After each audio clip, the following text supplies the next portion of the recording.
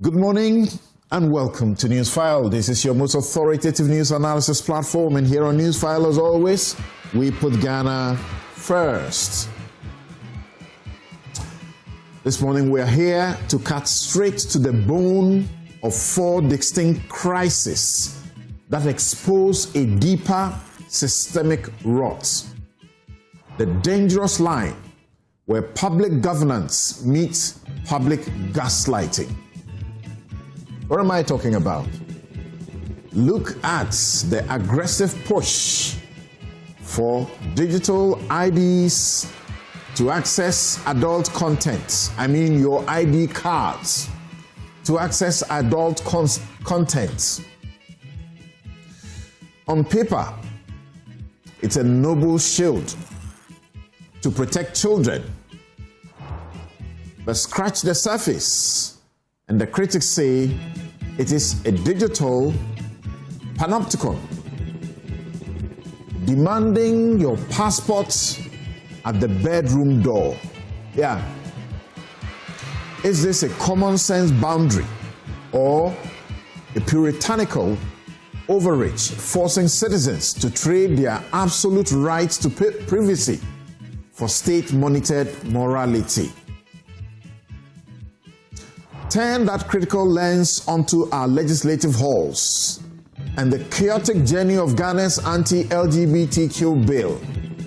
When a law is passed, said to be riddled with blatant constitutional landmines, we must ask, was it botched by accident or designed to fail? Is it an earnest cultural defense or a cynical masterclass in political cowardice? A calculated trap meant to appease local voters while ensuring the courts do the dirty work of killing it so international cash keeps flowing. This refusal to take responsibility has lethal consequences on our streets. Every June, Accra drowns us and communities. A lot of things go into flames and a lot of damage happens. Over a decade since the June 3 disaster, 150 officially died. Our leaders still look at choke drains and corrupt zoning permits and call them acts of God. We want to be clear about this, that they need to stop blaming God for the blood on the hands of the states. This is not a divine curse. It is a systemic murder by negligence. And where do we turn when political institutions fail? Of course, to the courts. Yet the Supreme Court's recent dismissal of the security chief's suits brought by Imani and Kwesieni leaves them wondering whether the judiciary is a shield for the citizen or a fortress for the establishment. By ruling that the president retains absolute power to hire and fire security heads, did the court courageously protect the literal text of the Constitution, or that was a retreat into legal formalism, leaving institutional independence hanging from a partisan noose? So as you can see, 4 crises, 1 fundamental question: are we being governed by principled protection or ruled by a calculated survivalist establishment? Join me and let's unmask that. But before we get into those issues, we will go to South Africa. Ghana is showing the world that we are a proud nation and we protect our own. But at what cost? We'll be right back. Welcome back. This is Newsfile, it's your most authoritative news analysis platform. And here on Newsfile, as always, we put Ghana first. And as advertised, our very first segment is an exclusive with the Minister for Foreign Affairs, Samuel Okudzeto Ablakwa. He has had the onerous responsibility of ensuring the Ghanaians who are stranded and who are getting harmed in South Africa are lifted from harm's way. And at least the near 300 who have returned so far have been full of praises. But when is that process going to end? We understand today another group is heading this way. How is it looking like? Minister, good morning. Thank you very much for honoring our invitation. Samson, always an honor to be here. Thank you. It must be a difficult time for you in that very important ministry. It has been, but let me convey warm regards to all the distinguished viewers and listeners of Newsfile. I would like to, at the very outset, commend Ghanaians for the incredible solidarity that Ghanaians have demonstrated since the outbreak of the xenophobic attacks in South Africa, and our compatriot, Mr. Asamoah, being confronted, harassed, dehumanized, and our decision to immediately bring him back home. There has been such unanimity, such nationalism. All Ghanaians have rallied behind our fellow citizens in South Africa and government's actions.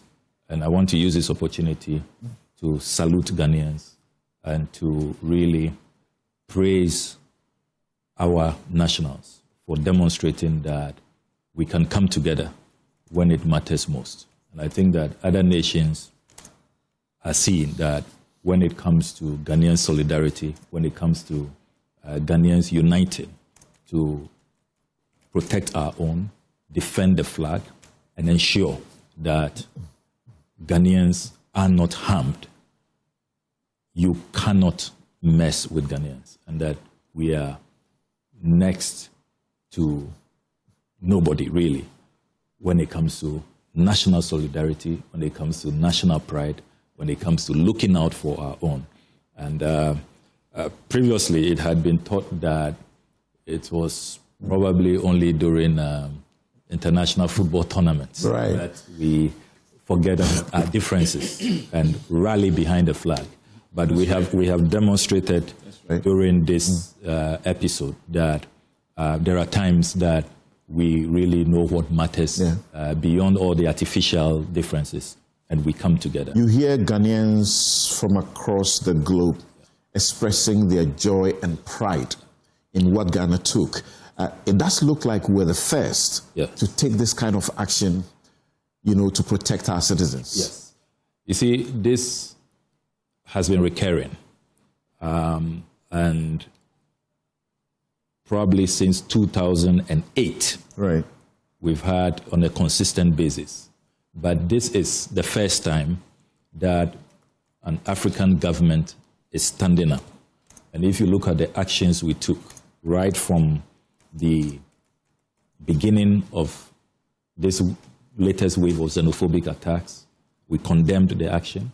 We summoned the acting high commissioner here and made clear that we will not tolerate this. That's right. We whisked our compatriot from harm's way, Mr. Asamoah, who is here doing well, and I have to commend Mr. Ibrahim Mahama for receiving him when we evacuated him and offering him a nice job. He's now an entrepreneur. Great. Dealing in Jata Cement, and he's doing very well. We are in touch. And then we escalated to the African Union. Petitioned the African Union that in the media coordinating meeting, which is coming up on the 24th of this month, we want this included in the agenda because it had not been included in the agenda. And we want to discuss this because, you see, this matter is at the core of what the African Union stands for. And really, when you look back, May 25th, 1963, the vision that the Osagifo Dr. Kwame Nkrumah espoused, he was expecting that by now we'll have a borderless Africa. We'll have a common market. We'll have a single currency. We'll have one central bank. We'll have one standby force, so that these artificial boundaries which were haphazardly drawn by Otto von Bismarck and his friends at the Berlin Conference. We will pull down all of these artificial barriers and come together. Because really, if you look at it, there is no region of this world, no country that has developed without the free movement of people, of ideas, of goods, of services. You know, I mean, the powerful nations of this world pride themselves in being a melting pot. You know, they embrace everybody. You know, apart from the fact that, you know, you have massive market, you are able to bring the best, attract the best from all over the world. So it is really a shame that after all these decades of the African unity dream, we will have, you know, an African country target Africans. There are other migrants, but they don't bother about those migrants of a different skin color. They are exhibiting hatred, sheer hatred for fellow Africans. It goes against everything that the African Union stands for. And that is why we petition the African Union. We want to have a very honest, non-acrimonious discussion. We are not on a war path, but we are saying that let us pause and reflect on why... Those discussions at such a highest level, what would they result in? Will there be resolutions? Will there be some sort of sanctions at that continental level? So in our petition, we are demanding first a discussion of the matter. The South African government should explain to us why this keeps recurring and they don't seem to have a handle, political will to deal with this decisively. Nobody is sanctioned. People are on camera, you know, threatening violence, beating people up, using cudgels, sticks, you know, all kinds of, you know, weapons, chasing people out of their shops. 255 incidents since 2022. Yes, you know, and as we speak, and as many as 57 people have died so far. This latest wave, you've seen the Mozambican government has issued a statement. They've lost 5 of their citizens. Nigeria says they've lost 2 of their nationals. Malawi, you know. So this cannot continue. So we're demanding a discussion of it, assurances from the South African government that they will get a handle, get a grip of the situation. Then we also want the AU to set up a fact-finding mission. Okay. To go there and try to offer some technical... You are using the diplomatic channels and the regional continental bloc, but the countries you have just mentioned, Mozambique, you know, Zimbabwe, Nigeria, they have already taken retaliatory, you know, actions. We do not want to be caught up in a situation where you are seen doing what you are complaining against. We want to take the high moral ground. Let's remember that this whole Africa unity agenda was espoused by the foremost Pan-Africanist, anti-apartheid legend, the founder of our country, the Osagefo, Dr. Kwame Nkrumah. So the entire continent looks up to Ghana for leadership. So we cannot be seen doing what we are complaining against, what we are criticizing. So I'll continue to urge fellow nationals that let us take the high moral ground. Let us not retaliate. I know it's very painful, but you see, that is the strength of our character. And that is what shows that we are special. We are not like the others. I mean, we have the numbers. I have here a copy of the Flight and Traveler Report from the Ghana Civil Aviation Authority. In 2025, South Africans who travel from South Africa to Ghana, they speak as though, you know, they don't come to Ghana, they don't travel. There are 11,981 South Africans who traveled to Ghana. Just last year? Just last year. This year promises to even be higher. Between 1st January 2026 and 5th June this year, we have 10,282 South Africans who have visited Ghana, mostly as tourists. Okay. You know. And we are saying that we will continue to demonstrate that we are the true Pan-Africanists.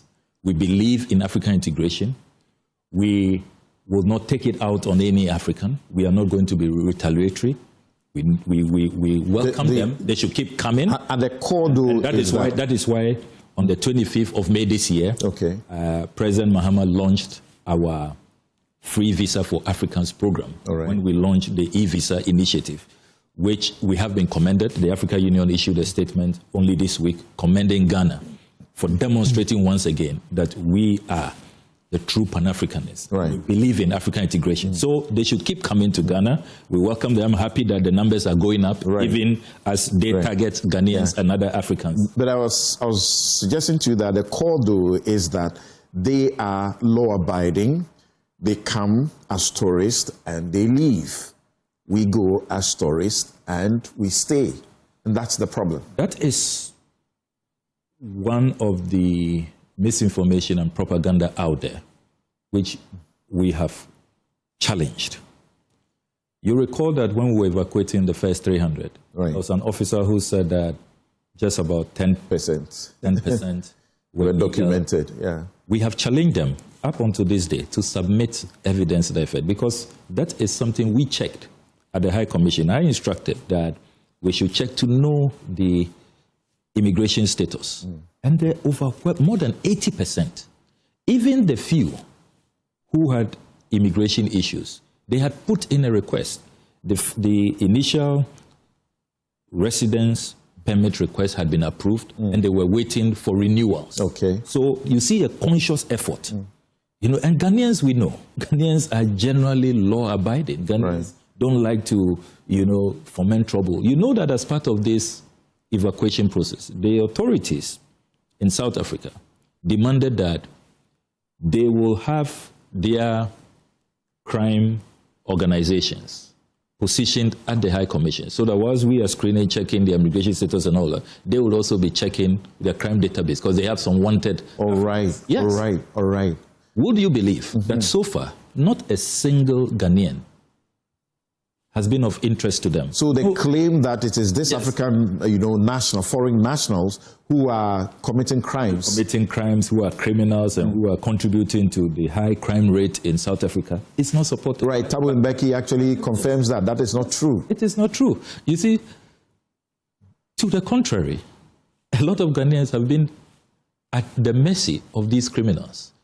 I even have a constituent, young 23-year-old, killed. The police are still investigating the matter in South Africa. I spoke to one of the returnees last week. A mobile phone. He was killed because of his mobile phone. I spoke to one of the returnees. She spoke about her ordeal as well. We've heard others also narrate their ordeal at the hands of criminals in South Africa. So let's come together and deal with the rise in crime, but to engage in this unfounded and baseless profiling of foreigners, particularly Ghanaians, as those responsible, when we are still waiting for the evidence. So I am glad that Ghana really, on this matter, we have set the pace, and the strategies we adopted have now been adopted by other countries. We'll talk about those who are still coming in and those who are arriving today. Of course, like you said, Nigeria too says it's going to bring its citizens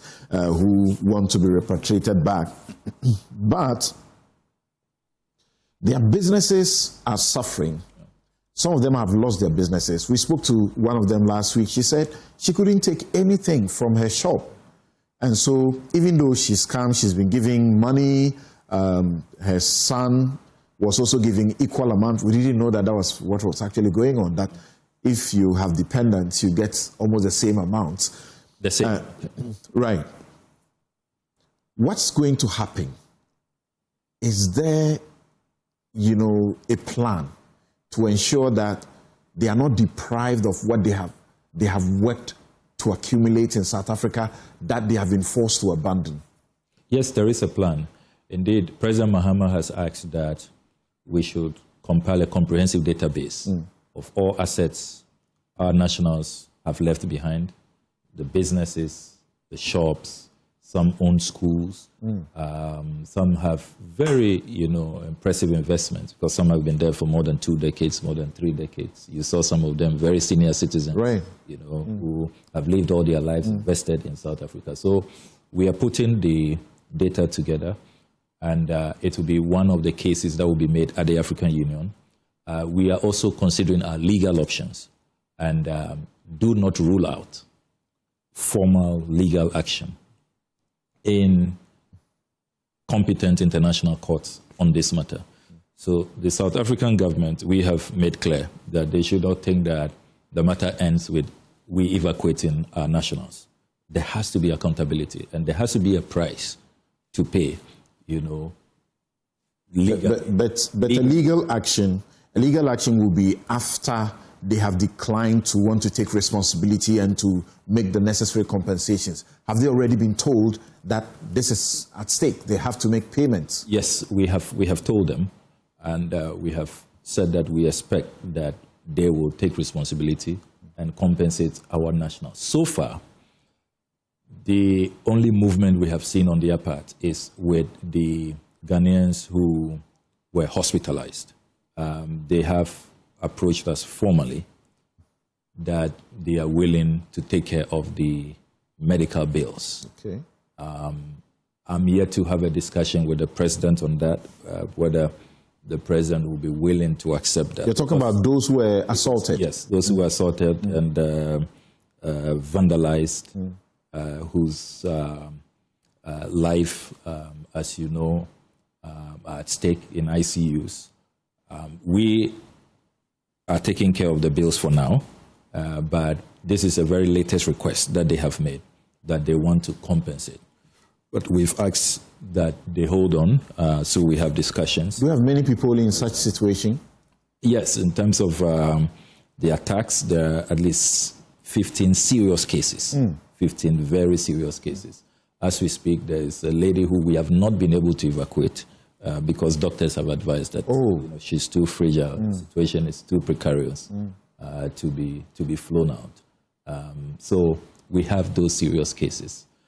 So there is some willingness to compensate when it comes to the harm caused to life and the personal injuries that are occasioned by their conduct. But in terms of the businesses, the assets they have left behind, there has been no response yet. But we have said that it is important to ensure that Ghanaians who have left businesses behind are compensated, and that these hoodlums know that, you see, you can't get away. It's important. I mean, how do you, a shop that you do, and there was this mayor, and that's who went around collecting keys, and then he turns to South Africa and say that, do you want this shop? Do you want this business? I can give you the key. You can take over. I mean, is that jungle? Sorry, excuse me. A complete jungle life. So those who have come in now, there are those who are also coming in today. Another batch is supposed to be taking off or arriving. So they're about taking off in an hour. As at a few minutes ago when I checked, about 125 have boarded. All right. And they will take off in the next hour. We expect them to arrive in Ghana 4:30 p.m. Local time. I'll be there with colleagues and government to receive them. And then we will receive the final batch tomorrow morning at 10 a.m. We intend to conclude the evacuations this weekend.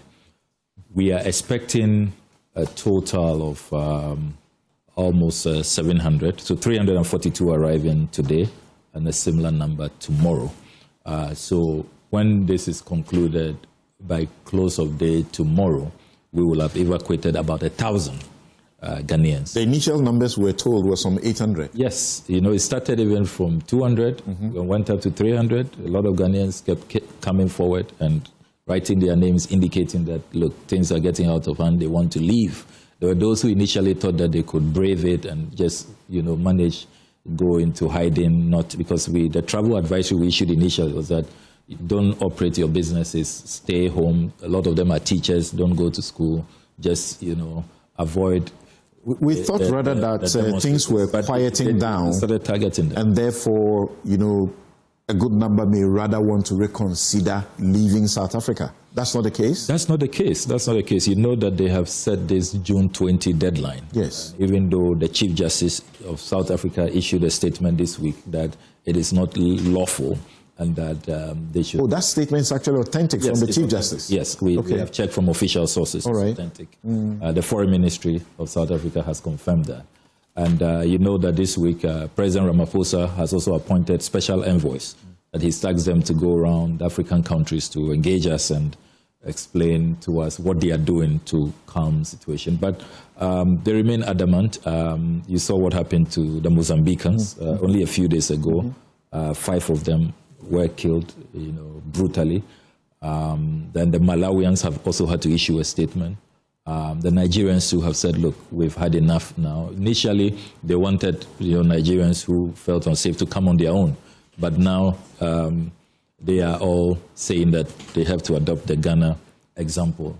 And they are about evacuating 1,000 of their nationals. Because you were first, the situation has not because you were first to take this step in evacuating, it looks as if in South Africa the blame is that you were too much in a hurry, and that if you had taken your time and engaged diplomatically, they could have controlled the situation a bit. And so we are sort of taking some blame that we are the reason South Africa is getting a bad name by our action, which other Africans are now also adopting. They have to blame themselves. They should not have started this wave of xenophobia attacks in the first place. The whole philosophy that blame others for your woes, for your unemployment, for lack of opportunities is totally misplaced. So they have themselves to blame.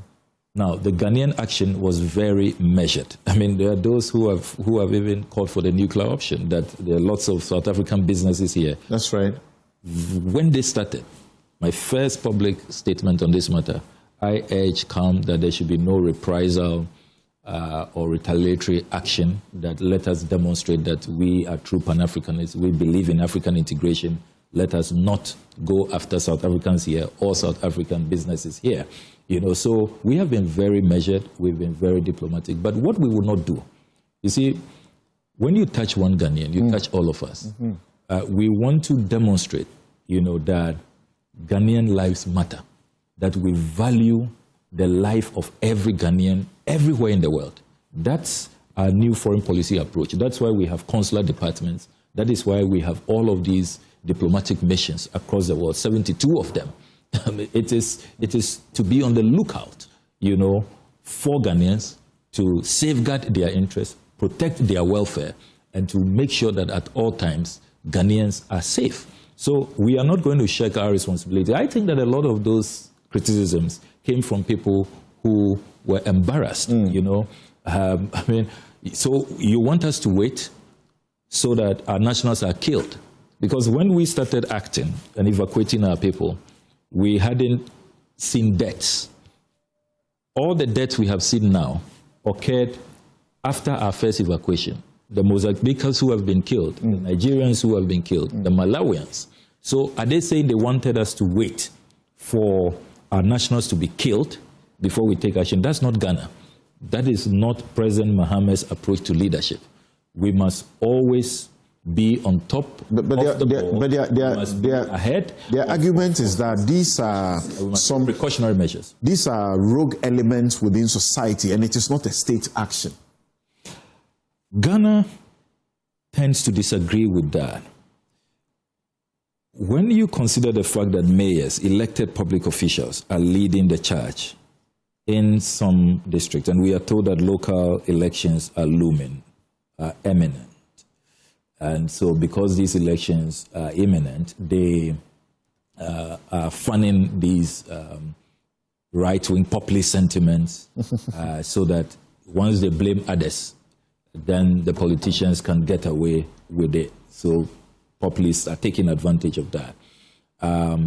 So to the extent that you're seeing mayors, you are seeing some government officials, appearing to defend this, And then we also are not seeing,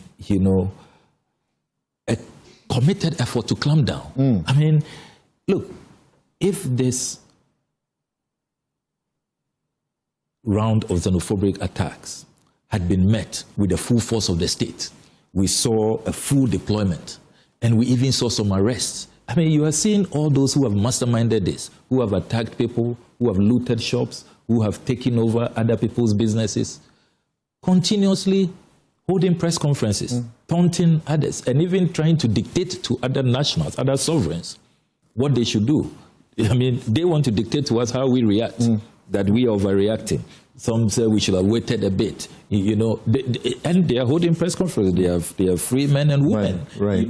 So we are also not convinced that, and you see, we cherish the cordial relations with South Africa, and it's a shame. You see, I work at a ministry where every day I'm reminded of our solidarity to the South Africans and to all those who were faced with colonialism, imperialism, and apartheid. Because where the foreign ministry is where we had the International Students Hostel. Ghana dedicated hostel facilities for students of these countries that were not free, that had not attained freedom, to come and be protected, to have their education at our cost, at Ghanaian taxpayer expense. Right. Scholarships were offered, stipends were offered, jobs were offered them.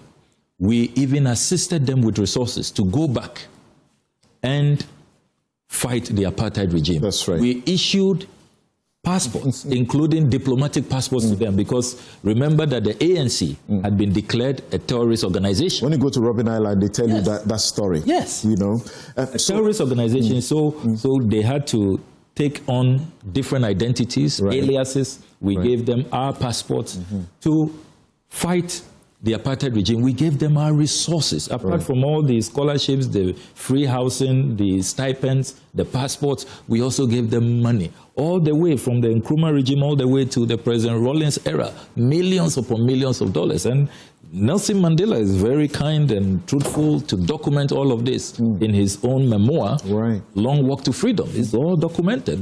He was using, at some point, he used an Ethiopian passport. Another time, he used a Senegalese diplomatic passport, took up a different alias, David Mochoya, was his name, to, beat the international immigration system.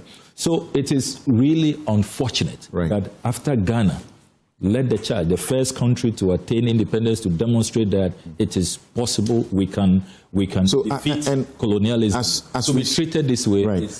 As we see, and as I mentioned at the very start, Ghanaians all over the globe,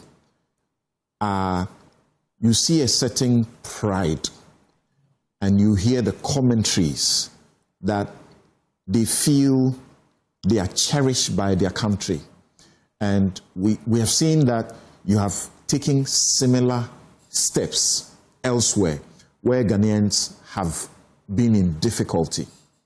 But the question people are asking is, what is happening now at what cost? And I heard somebody suggest that we're here, we're building the country, we didn't leave this country. And some who left the country, for them, that's not loyalty. And they get into trouble, we're bringing them back and we're seeking to resettle them and we're making them all the promises. Meanwhile, there are those of us who stayed back who also need jobs. That's unfair. So let me begin with why we feel so strongly about protecting Ghanaians everywhere in the world. Often we talk about the need to ensure that Ghanaians are patriotic, that Ghanaians sacrifice, work harder towards the total emancipation and economic liberation of our country. We want to be a transformed, advanced society where no child goes to bed hungry, where we resolve issues with, flooding, unemployment, and all of these everyday challenges that we have been. That if we can all be patriotic. Now, how do you get your nationals to be patriotic? If your nationals don't get the sense that in their most vulnerable moments, their governments The government they pay taxes to, government they elect officials to serve them. Because we are not here for ourselves, to work for ourselves. We are here to serve the people. In their most vulnerable moments, when they are under attack, if their governments cannot stand up for them, then you don't expect that they will be patriotic. The reason why elsewhere people are so patriotic, people will go all out to defend their country and to even think about what they will do for their country, not what their country will do for them, is because they know that it is worth dying for their countries and that their countries will always be there for them and stand up for them. So we are going to continue on this path. And if you have observed, this is not the only time. So it's important so that the South Africans don't think we are picking on them just because it's South Africa. You recall that when Israel deported Ghanaians without basis, we retaliated. We stood up to the Israeli government and said we will not accept that. And that in international relations, reciprocity is allowed. A certain tit for tat is permitted once it's measurable and is, very aligned with what you are receiving. So they deported 3 Ghanaians. We also deported 3 Israelis. And then it stopped. And we smoked the peace pipe. There were apologies. And we said, look, yes, let's renew our fantastic relations, which we have, and we are respecting each other since. There was a young student, you recall, who was killed in Latvia. I mean, they thought that this was just one black life that could go unnoticed.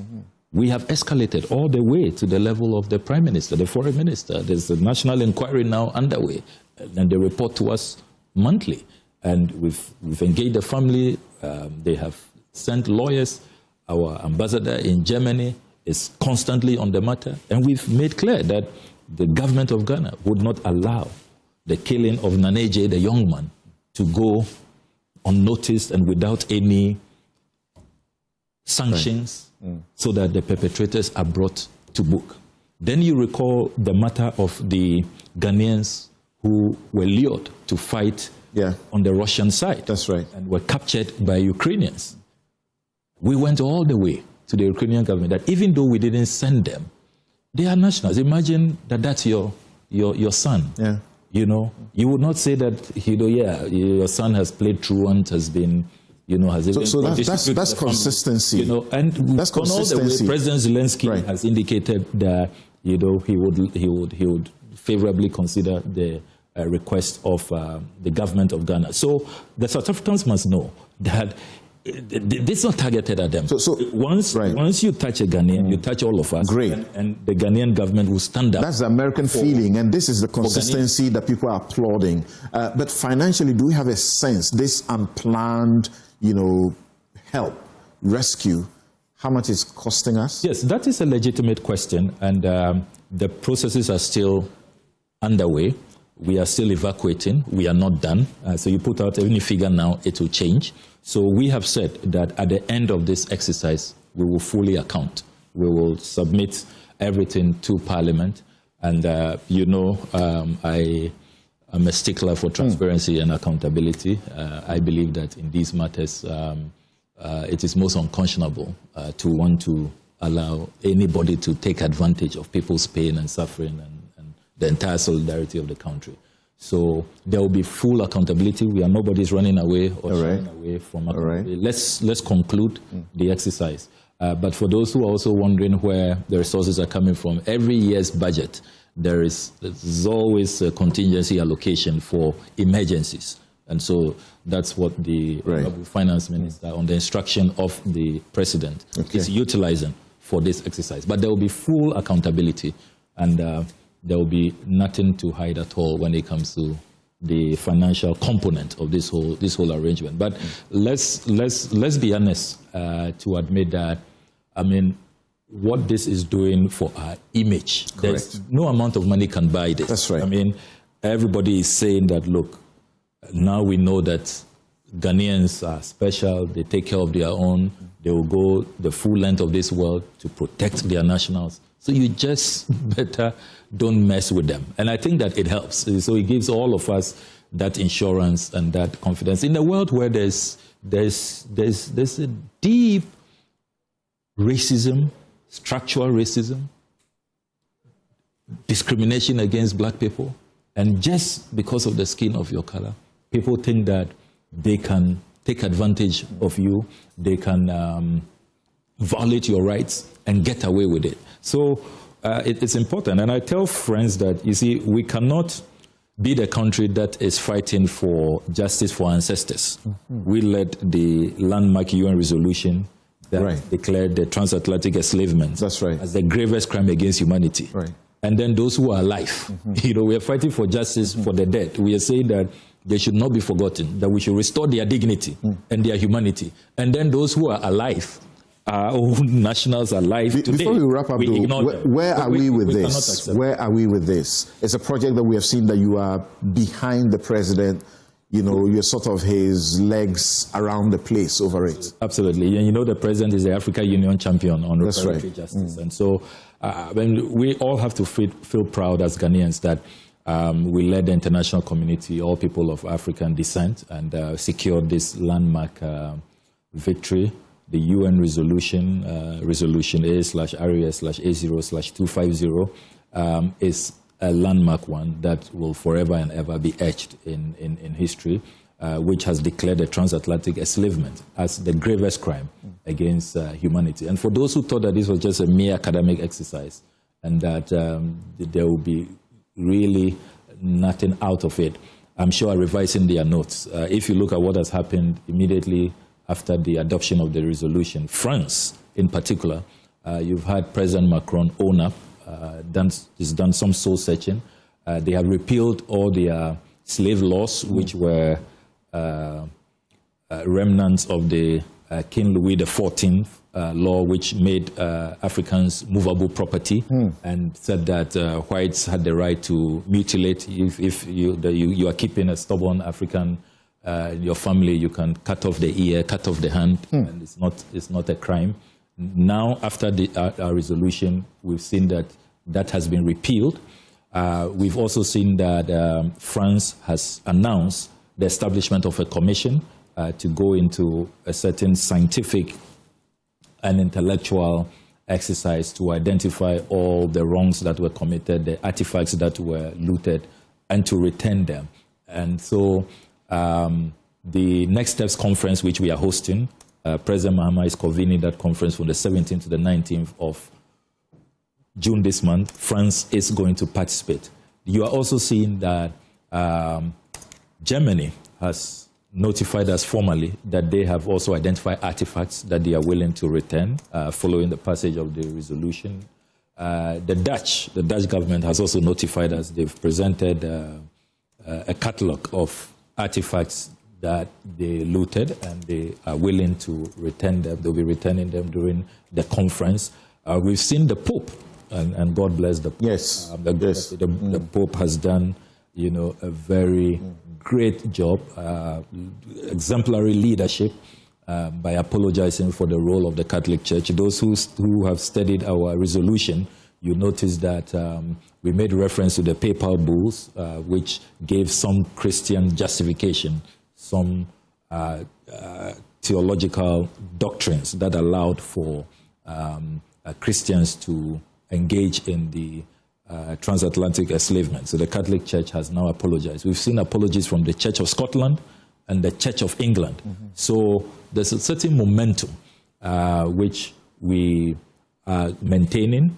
So President Mahama will convene that conference later this month. And what we are seeking to do is to now have a common position. There's some fragmentation. The Caribbeans have the CARICOM 10-point plan. That's right. The African Americans have this bill they've been trying to push through Congress unsuccessfully. And then the African Union is developing its own strategy. We now want to come together and have a common position, a common blueprint, one strategy that will have collective ownership.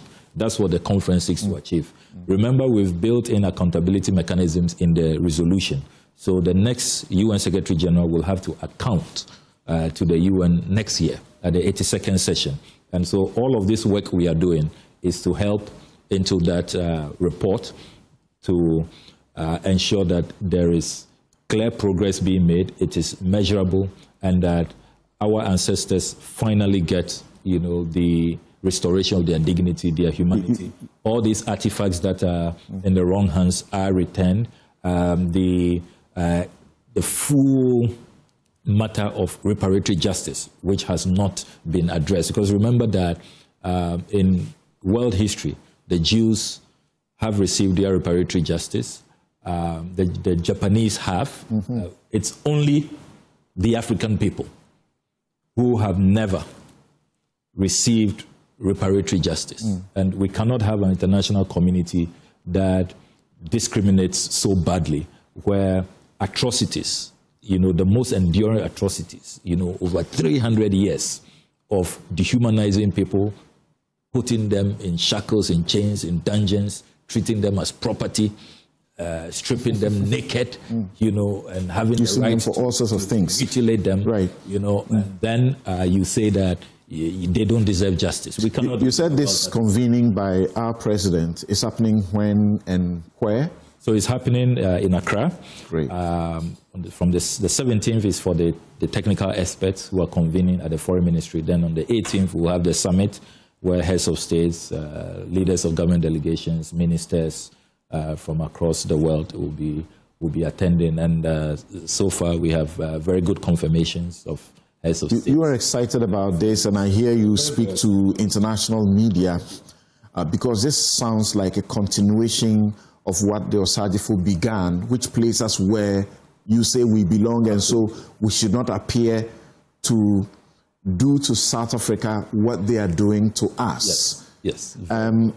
But this must also be an expensive enterprise.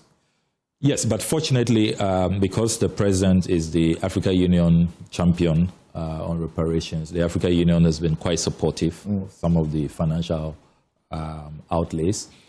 Then there's tremendous interest in this by corporate Ghana and the international community. So we are receiving funding from UNESCO, from UNDP, and from other organizations. And so it's been, and it will interest you to know that if you look at our 2025 budget as a ministry, you won't see any line item. There was no massive allocation for this.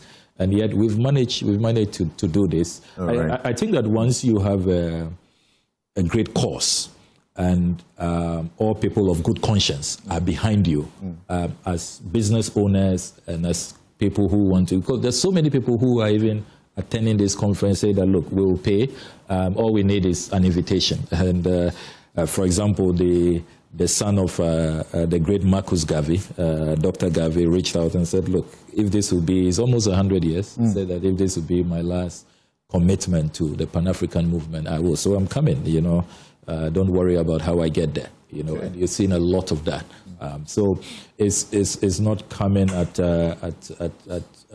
too much of a But more importantly, you project that we should look at the value. The value, the lasting value. The lasting value, the enduring. Almost eternal. Yes, it's eternal. And look, if you go to the Caribbean, if you go to the United States of America, particularly those who are the direct descendants, I mean, how they hold Ghana in high esteem now. I mean, some of them have been wishing for this day all their life. We must keep that aloft. We shouldn't lower the bar. Some died, yes.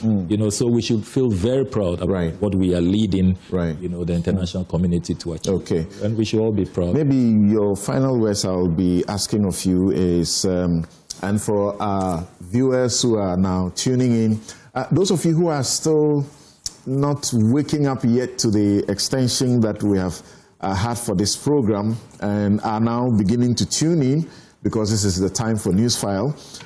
This is the Foreign Affairs Minister Samuel Okudzeto-Ablakwa interacting with us, explaining how he's working to ensure that Ghanaians who are stranded in South Africa, who are under assault in South Africa, are brought back to the country. The next batch is arriving, hopefully maybe tonight or so. They are leaving South Africa today. There was an announcement for them to gather there yesterday at the High Commission and to go through the necessary procedures. As we understand, the initial number that was expected was 800, but now it's 1,000 plus.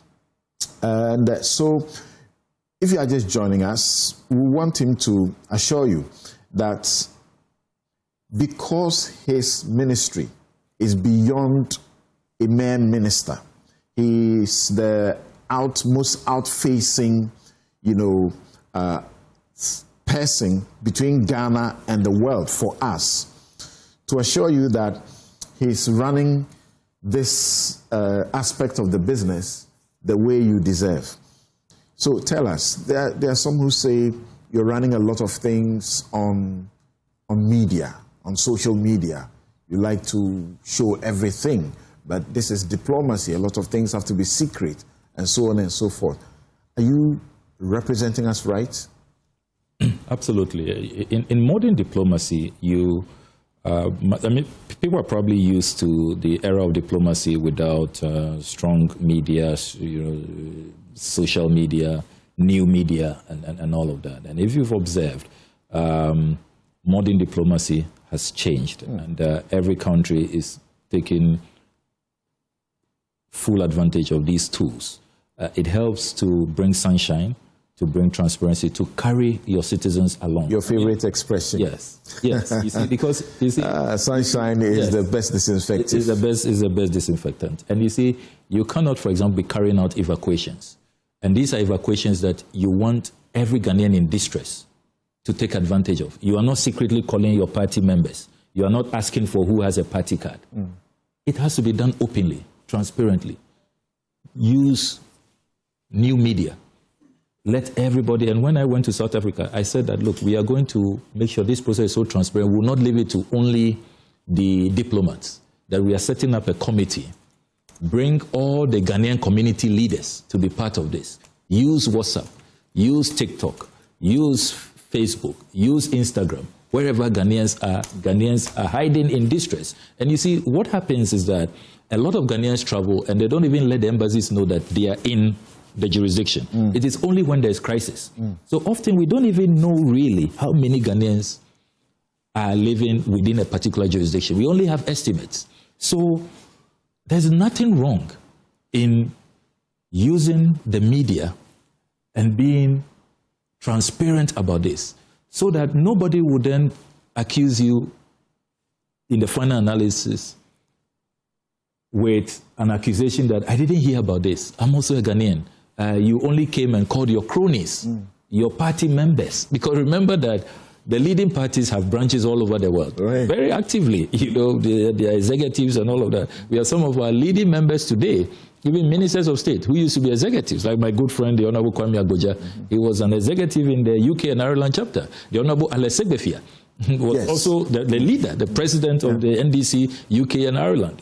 So when you have all these strong party groups in these countries, and you are not transparent, you are not open, you don't allow everybody to participate, then people begin to wonder, do you have something to hide? Are you selective? Are you allowing only your card-bearing party members, to take advantage of a national exercise? So I think that people should wake up to the principles. It's about transparency. It's about carrying everybody along. And it is about ensuring that you are not leaving the people behind. You are counting, in a timely manner. Now, there are many other issues that are confidential, that Chatham House rules will apply. Once that is clear, we don't talk about it. All right. I mean, for example, I know there's going to be a matter that you are interested in.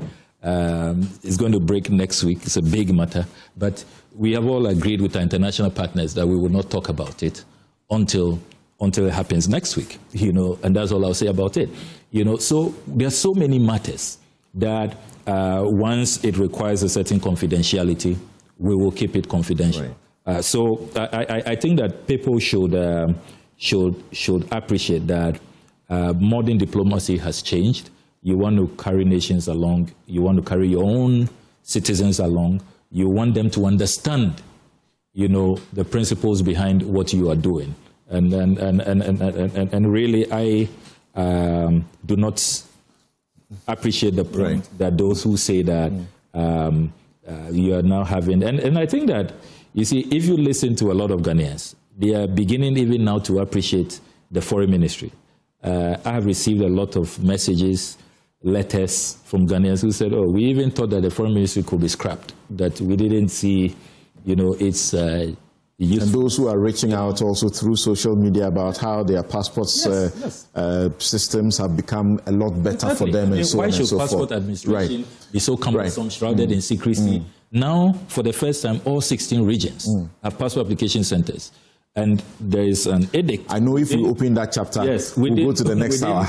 A maximum of 2 weeks when you apply for your ordinary passport, it must be delivered to you. We are doing courier services. So the thing about the cool thing about it is the delivery to people's doorsteps. We stress people too much in this country. You shouldn't. You want public goods, and we are there to serve you. That's why you vote. So you have been listening and watching. But if you allow me 30 seconds very quickly, some Ghanaian companies have been phenomenal, and I want to really use this opportunity to commend them. This evacuation, we want to also resettle, even though we give them some money to, at least, as we say in Ghana, put body and soul together. That's right. They would need to be engaged. They've lost everything. They've lost their jobs, lost their businesses.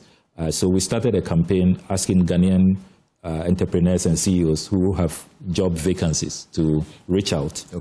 Our head of delivery unit, Ambassador Grantin Trakwa, is leading that exercise. And so far, the response has been very good. Engineers and planners, Mr. Ibrahim Mahama, has offered 100 jobs already. 100 jobs? 100 jobs, yes. And that's very good. Bernard Health and Beauty Clinic, they've also offered about 20 jobs. Jiwa Group of Companies, Wager, GB Health Solutions, Goldie's Beauty Bar, Tea Bar, He Indeed Operations. We also have Transact Shield, Africa Limited, Aura Calon, Foodland and Travels Agency, Airtel Tigo. They are also offering jobs. And I have to commend Airtel and Telecel. They have been offering free data and chips for the arrival of our evacuees. DMD Catering, Miami's Grab. So I want to encourage other CEOs that the program continues, and we invite as many of them that want to offer jobs, because this is a really... It's exciting to know. Yes, very exciting. It's exciting to know. It tells you that, Ghanaians are very compassionate. Thank you so very much. And we understand why you'll be very low and on local politics. Thank you very much for making time to join us. Samuel Okudzeto Blakwa is the Foreign Affairs Minister, and he has been spending time with us in our very first 45 minutes. John Intim-Forjo, Reverend, joins us for a brief discussion on the anti-LGBTQ legislation, and my team of guests swarm the studio as we take you through the matters that we have tabled for discussion. This is Newsfile. It's your most authoritative news analysis platform. We'll be right back. You're welcome back. This is Newsfile. It's your most authoritative news analysis platform. And here on Newsfile, we put Ghana first. And my guests are getting seated. Kofi Bento is already here. Kofi Bento is with Imani Africa. He's a lawyer.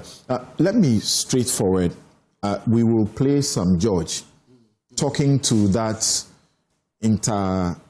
Africa Parliamentary Group that met in Accra in the Parliament of Ghana, and giving the signal that people are going to have to show their ID cards. That's what they are going to have to demand to be able to access porn sites, adult sites, let's say that.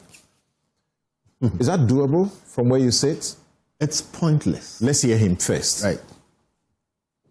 And I keep saying that, look, we don't need to rewrite the script. Today in the United Kingdom, for you to access a pornographic website, you need to put your driver's license for them to be able to determine that you are 18 years. Ask yourself why they are doing that. Because they've seen the danger and the damage that pornography and over-sexualization have done to a generation of young UK citizens. And that's why for us, we believe that in Ghana here, and we're working with going to cabinet on that, to make sure that before you access any X-rated site, you must put either your driver's license or your national ID card, so that we know who you are and who is going to that site, to prevent children from being exposed to such content. This is the real threat. Because when a child is over-sexualized at an early age, it affects their development, it affects their thinking, it affects even their morality and their values and their standards. And the only way to break a people is to go after the children. Because when the children are destroyed and damaged, that culture, that culturalization gets damaged. The fight against Africa is not against those of us sitting in this room.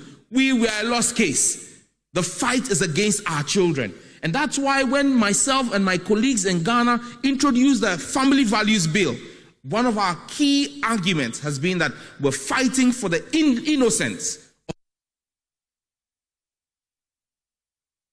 that we need to protect. See, we should all be embracing this. Oh, we should be embracing the principle. But when it comes to a lot of these things, you hear a lot of platitudes, people saying things about ideals, all right? And then they proceed in a certain way to try and effect those ideals using government policy and law. In America, they have what they call the prohibition. Okay, and just to give, the prohibition was a period when especially religious people and people who believed that they had, a conscience to save society, from the excesses of alcoholism, okay, proceeded to get a constitutional amendment, laws passed to prohibit the consumption of alcohol. Now, I'm using that because it fits this thing. All the virtues are touted. You will do this good, that good, this good, that. There are things you can't stop with law. Point number one. Point number two, you cannot outsource the upbringing of your children to government. And even if it is outsourced to government, government has no way of raising my child better than me. In the prohibition situation, so they banned alcohol, etc. Why I'm using that is that it led to a worse abuse of alcohol. Because now, instead of you, whenever you want to drink, you knew you could drink. Okay, now you knew you wouldn't get it, so you tended to hoard the drink. And when you tended to hoard it, you tended to drink more. And that prohibition period is what led to the strengthening of the mafia, which led to so many other crimes. If you read the history, it's very interesting. Guess what? After a number of years, they forgot about the prohibition altogether. But the damage had been done. The mafia was still strong, and all kinds of people have become rich over bootlegging.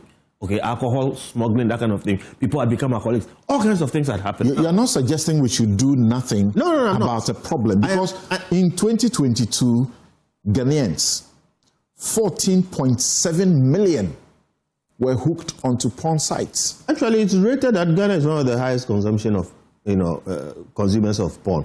I am not saying we should do nothing. I am saying it is not government's business to try and use ID cards to control people's consumption of porn. Do you know, for me, the worst part of this porn thing is what I call peer-to-peer pornography.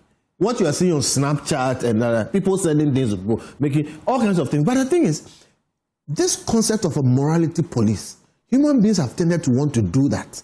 And it's always failed. Okay? You have to raise your children and make sure that they have the kind of morals that make them not want to do certain things. Okay? Now, so is what he's doing wrong? No. Okay? In fact, there are so many laws that when you put together require that you have to be an adult to be able to engage in certain things. All right? But must the minister be interested in using people's Ghana cards, that kind of thing? I use prohibition. Usually when these things are done, morality police anywhere, it leads to abuse. Okay? Now, he should be focused on other things. Okay? There's real cyber crime in Ghana. All right? Ghana is one of the capitals of international romance fraud. Okay? There are big things. I thought that was Nigeria. Oh, Ghana is actually high up there. Very, very high up there. Close to Nigeria, So my point is we have big things. Now, don't misunderstand me to say this is not an issue. It is an issue. My worry is that it is not an issue for the Minister of Communication to take up at this level and then introduce all kinds of rules and regulations around. They are going to create a whole new bureaucracy which will become the basis for oppressing and trapping all kinds of people, and you'll be surprised what it will be used for. All right? Some of these things have to do with how we bring up our children at home, in school. And when people talk about the churches, the churches are a bulwark against some of these things. Like it or not, a lot of what we are seeing, go to church and see the young people there and ask yourself, if it was not for church, where will they be? Okay, so these are the things that we have to find a way to deal with, but not through these kinds of I think it's grandstanding. I really think this is a segue from the fiasco of the LGBT thing.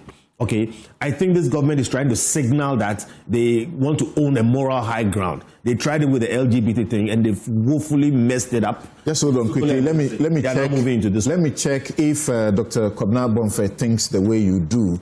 Bonfe he's CEO of Census and he's a lecturer at the University of Professional Studies. Thank you for joining us.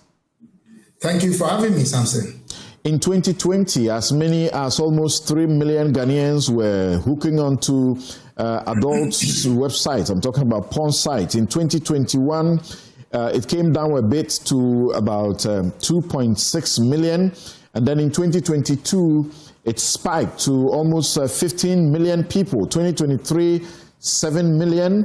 2024, almost 11 million. And in 2025, it's come down to 1.2 million. So we want to be sure that those who are accessing these sites are adults and not kids, and that children are not being introduced through these processes. We should be embracing this, should we not?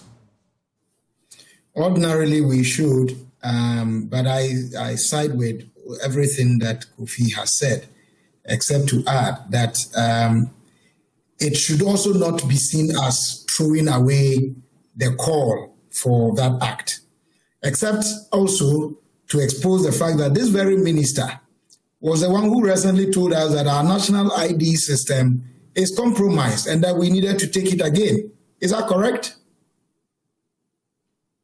Has that been fixed? So what ID will people be showing that will be consistent with the objective, the moral objective that he's saying? I agree with Kofi when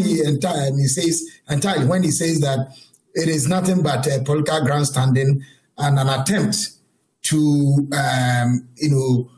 save the face of a lost, needless, over politicization of something that our laws already prohibit in the past and recently has come to haunt them. So, I agree that the puppet must be seen working. Nations are built by people who are seeking after virtue, people who advance virtue, courageous, virtuous people, productive in thought and positive in mindset, build nations. And this is captured in the good book in the Proverbs 14, verse 34, that righteousness exalts a nation, but sin is a reproach to a people. We cannot obviously outsource taking care of our kids to government policy. If it is anything at all, we should be seeing that government policy may be coming to reinforce what parents are doing at home. So, well, we appreciate the minister what he says, but unfortunately, we can see through the lines. The ride of the high horse is getting much, discussing flooding. We'll be discussing the ritual flooding as always. And yeah. I have a gentleman who has done an article now that will share portions of, he's lived in Leicester, elsewhere in the UK, and makes the examples of how the local, leaders are working, district assemblies are working. I'm talking about the councils over there. They are very effective, and so you don't have the problems we are having that Accra is facing. So if even the UK has recently introduced this kind of approach that has brought down, people visiting these sites dramatically, why not Ghana? Well, Samson, as I said, I'm saying we shouldn't throw that away. Show your ID, but I raised two important things. This very minister told us that our ID system is compromised and that we were going to do it. Has that been fixed? If it hasn't been fixed, what IDs are we going to show that will be consistent with the objective, the moral objective that he is advancing? But as said, we can do that. But I'm saying that beyond that, we need to look at the issues of our morals. How faithful are we with our profession to Christianity, with our profession to Islam, to our profession to traditional worship? If these are really truly sincere and we are faithful to them, many of the issues that we are complaining about would not arise at all. That's all I'm saying. Let's be faithful people, fidelity to the law, fidelity to our calling, fidelity to our profession. If we do that, many of the problems we have in Ghana would not be discussed at all. It's a good thing to do. So when do we do it? It's not about when do we do it, it's about who should do it. It's about whether this is something that government should be grandstanding and giving us sermons on. That's why I said most of these things have to do with upbringing. Okay, I don't want to sound a certain way, but if I were to go into the legality of it, it is not anybody's business to tell anybody how much pornography. The fears that are being raised about people's, biodata being compromised or so because you are giving them to a certain site to verify you before you access, is that it? There's an issue there, okay? And for me, the security, for instance, of personal information is crucial. Now, if you are going to be giving those things to persons running a porn site, how are you sure that they have the integrity to preserve it? Okay, and again, you need to appreciate that there is what we call the dark web. The dark web is a section of the internet where crimes happen. And do you know people who are most, active in the dark web? People who are running porn sites. So if you make a policy that, somebody trying to access that porn site, okay, much as it is morally wrong, okay, should give that person the Ghana card. You are asking that the person hand over to somebody who is a potential criminal operating in the dark web. They are biodata which can be sold and abused. Is that a risk you should take in pursuance of your moral, policing? That is why I say it is not government's business to do this thing. And again, we don't have time, but everywhere you see these things happen, it happened in the West. It happens a lot, in the Middle East countries, all right? Iran has suffered a lot in recent years over this issue. They've had demonstrations. The moral police went to abuse a woman who they say hadn't worn her hijab well. We are not arguing with hijabs, but is it your business as government to decide how somebody should tie their duku? It led to death and demonstrations. So when governments stray into these areas, okay, it only does bad. It normally doesn't lead to any good. What you must shouldn't be government's business. Whose business should it be? Bernard Akufo-Addo, the MP for Akwetia, he's member of the Works and Housing Committee of Parliament. Lance, right. Whose business should it be? I'm asking Bernard. It shouldn't be the business of government. Do you agree? To want to police people's sort of bedrooms? Something good morning to yourself, your team, and your viewers and listeners, and to my big brother and Dr. Bonfe on the side of Zoom. I disagree that it is not the business of government to, and I don't want to even say to police what happens. I don't think so. I think we should put the matters in the proper perspective and context. Okay. The Honorable Minister spoke in context, and essentially, if I heard him right, it had to do with protection of especially our children. That must be emphasized. I don't think any of us here any Ghanaian has a problem with the protection of our children especially. He also give an example of what happens in the UK. I don't think that we are saying that in UK what he referred to is not true, or if it is true, the government is, getting into people's bedrooms to find out what is happening. I made that reference, showing him that UK just recently did the same thing. All they are using it to do, the proof, either your driver's license and so, is to be able to show your age, so that we know that you are not a kid that is hooked onto that's what the minister also adult said. site. Exactly, yeah. That's what the minister, so there is nothing, different. His question is, at least over there, they can guarantee that their systems are working and their IDs will not be compromised. But you already say our IDs have problems, so... Samson, we have a problem in this country. For me, the minister only gave, as part of his speech or lecture, what the government intends to do.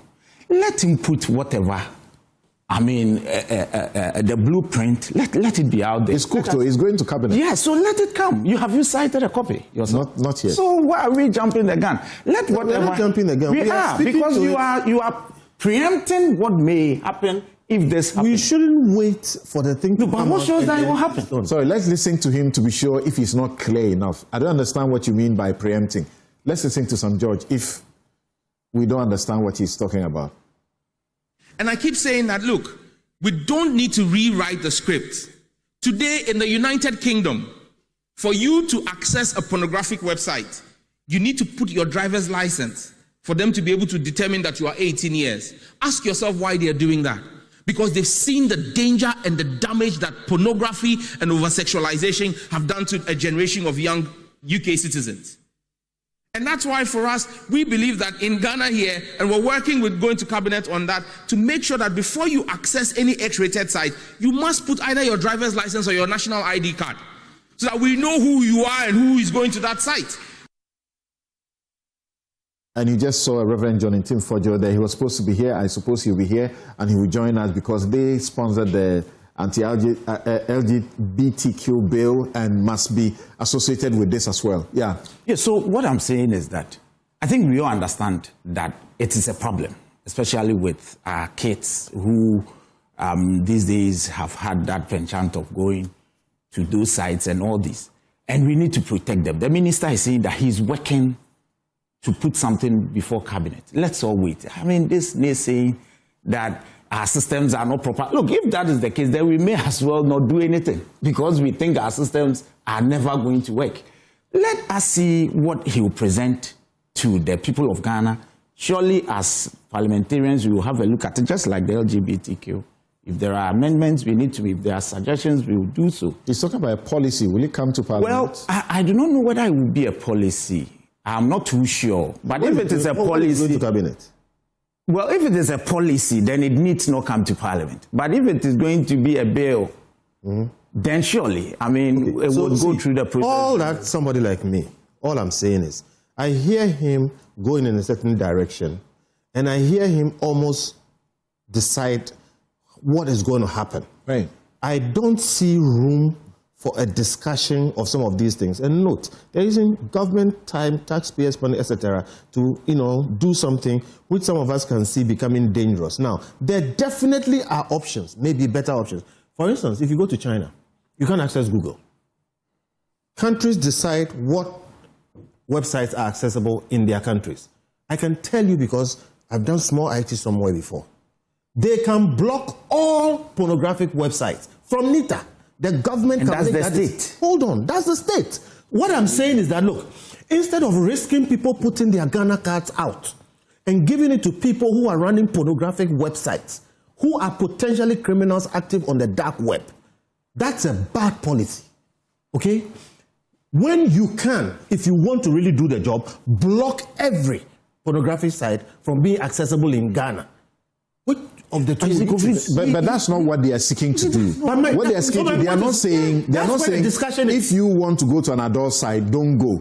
They want to make sure the children are protected. Which is why I'm saying there are options in this matter. Frank Anderson, who knows the UK experience, sends a message, says that the right approach is to require proof of age for broadband and internet subscribers.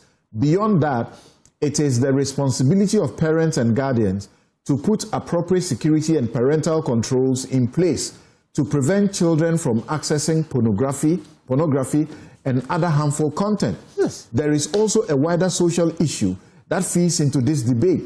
Too many young people are having children without the economic means to support and raise them properly. The consequences can be severe, with some children growing up vulnerable to crime, drug abuse, cybercrime, and other social problems.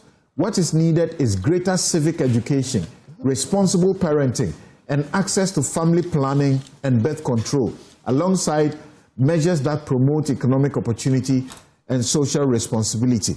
If you hear some George, he says, beyond age, he says, beyond checking your age, that we want to know who is going there. No, it's in the context of age. Okay. He earlier mentioned we want to know who is going there because by determining your age and that determined, we will know who is there. But must you use your Ghana card to determine age? No, but okay, so you suggest what else? Exactly my point. My point is so there are so many other ways. You see, the thing about Ghana card is that it is what we call an agnostic card. It's supposed to be used for so many things. People use it for their banking, etc. You know, why would you compromise that simply because you want to find somebody's age? And I keep saying, why would you have the person hand it over to somebody who is operating on the dark web? So all I'm simply saying is that, look, there's a role for government in most things. Question is, what is the role of government in these things? Government should not be a morality police. And government should not, in trying to achieve this, compromise other more serious things. There are options. I don't see a discussion arising in this matter. All right? But what I hear some George say, I see two things. They are trying to run away from the fiasco of the LGBT by more moral signaling, okay?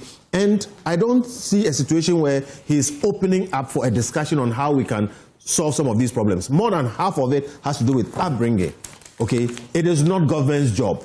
And what he's discussing, what I am understanding, is more dangerous than effective in controlling pornography. It will do almost nothing to control pornography. Oh, really? Oh. People who want to do this thing. What? But in the UK, the statistics show that right after the introduction, those who visit these sites went down drastically, went down by about 40% or so. In the UK, you are not talking about the technical back end. They only ask for age and they are able to verify. Okay? There is triangulation in that thing. We don't have that. In the UK, you don't compromise sensitive data like your Ghana card. This is like asking an American to put their green card on there. All right? So me, I'm saying, look, I don't have a problem if you are not overreaching.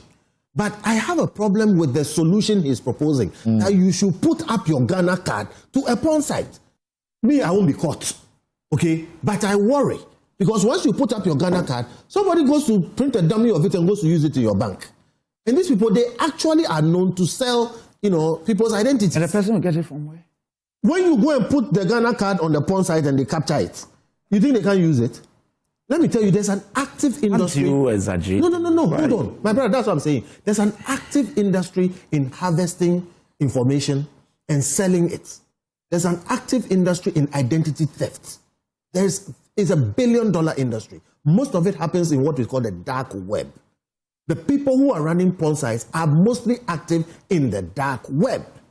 So you are exposing a country like Ghana, whose IT systems are now being built, to these people. And I'm saying, if you want to do age verification, go and ask the UK people how they did it. They are not subjecting people's total IDs, okay, to porn sites. They do an age verification. They have a way of triangulating it. All right? So that's why my worry is, who is giving that information? How is it being discussed? I would like to see some IT people sitting down and discussing this and looking at options. And I've just given you one option. They can block all porn sites if they don't want any pornography in Ghana. And then what do you do with the peer-to-peer porn? All right? If you want to moral signal and say you don't want people to be dealing in pornography, what do you do with peer? There are people who are paying. Have you heard about OnlyFans? All right? People who are paying other people to do these things for them. Okay? So for me, I think it's a problem in a sense, but I don't think it's a problem that government must erect a major policy on and then compromise people's IDs over this issue when it really can't stop it. Interesting. So as mentioned to you, the ranking member, Defense and Interior Committee and sponsor of one of the sponsors of the Proper Human Sexual Rights and Ghanaian Family Values Bill, the Reverend John Intim Fojo joins us. Thank you very much for making time to join us. Thank you very much, Samson. Yeah, we understand you encountered some difficulties this morning. That's okay, it's understood, because it's still raining. And we are afraid that the rains may just take us away because nothing is properly, taken care of in this city. Right. Before we go to that thorny issue and to make time for you, because we understand you have a pressing, business to attend to, What do you make of this proposal? Make sure that we know everybody who is going on to adult sites to watch stuff. Yeah, thank you very much, Samson, and a good morning to you, our cherished listeners and viewers. And I want to say good morning to my respected colleagues and friends, my big man, Lawyer Bentel, and my respected colleague, Honorable Bediako, and our colleagues on Dr. Kabila and Senyor. In fact, I want to foremost convey condolences to the affected people and persons whose properties were affected by the June 3rd disaster, and those whose relatives are here. One person perished. It's unfortunate, and it's a hard time that we sat together without any partisan considerations to do what is right for our nation, to nip this perennial challenge in the bud, to ensure that never again should we have such disasters in such season, because we know they will come, and so we need to adequately prepare for them and to take advantage of this rather unfortunate situation having happened to the Ghana Police Service, the regional command, to rethink how do we invest into reconstructing the entire, redeveloping the entire Greater Accra Regional Command in a way that will be befitting. Back to the Reverend, question. You know, in 2015, 11 years ago, the official report says 150 people died. We saw how the charred bodies were being lifted and dumped into the buckets of vehicles. I'm in court over that matter, so we play videos and I see all of these things. They play back, and the people who suffered, those who lost their breadwinners and so on, how the trauma, you know, is written all over them. There are people who have bent skins, bent their heads, all of damaged. And we don't seem to have learned any lessons. You are talking about yesterday's one that happened, that only one person, you know, yes. Okay, one person is too many enough. Yeah. But if 150 died and nothing happened, what is even a much more massive scale. Exactly. And we are still having to go through the implementation of those findings. So that is where we need to continue to make sure that we see conclusion to that. Then we take on this one, and then we prepare adequately for the future. Honestly, June 3rd, particularly with that disaster that took lives of 150, any time that we're approaching June 3rd, it's a stark reminder that we lost over 150, like a whole community, wiped out. Yeah. And so this must be enough grounds to occasion that urgency for us to be able to fully compensate the outstanding, families and affected victims, and to be able to bring closure to that, and then lessons drawn from that, fortifying us on the way forward. So condolences by extension again to the families of those who lost over 150 families, who every 3rd of June is a moment of grief. Now let's go to... So now, on this matter of ID for porn and all that, for me, I agree with the school of thought that says that the government seems to want to find an avenue to divert attention from the demand that the religious bodies, the people of this country, overwhelming majority of Ghanaians are looking for and demanding. They are demanding that let us have a bill which objects and which legislations and enactments represents the true aspiration of Ghanaians in a conservative value to preserve our norms, and then they willfully craft it in a way that procedures are flawed and content very problematic. And when Ghanaians are demanding that take the necessary steps to give us what we want, then now that attention is being diverted. If there is any attempt by government to take decisions that will clamp down on immorality, it is all well and good if that is the intention. Okay. But the modalities of it, I want to advise that my good friend Honorable Sam George will have to do a lot more consultations before such major announcements are made. Because there are a lot of concerns about NITA bill, and now again we hear another big announcement. You need to consult, build consensus, because you are making a bill, you are making a law, you are making a policy for society. How have you received inputs, the buy-ins from key stakeholders? And so we want to just jump out of it and make such bold and very, very, very controversial, declarations. That in itself will not solve the problem. Let us get back to the table.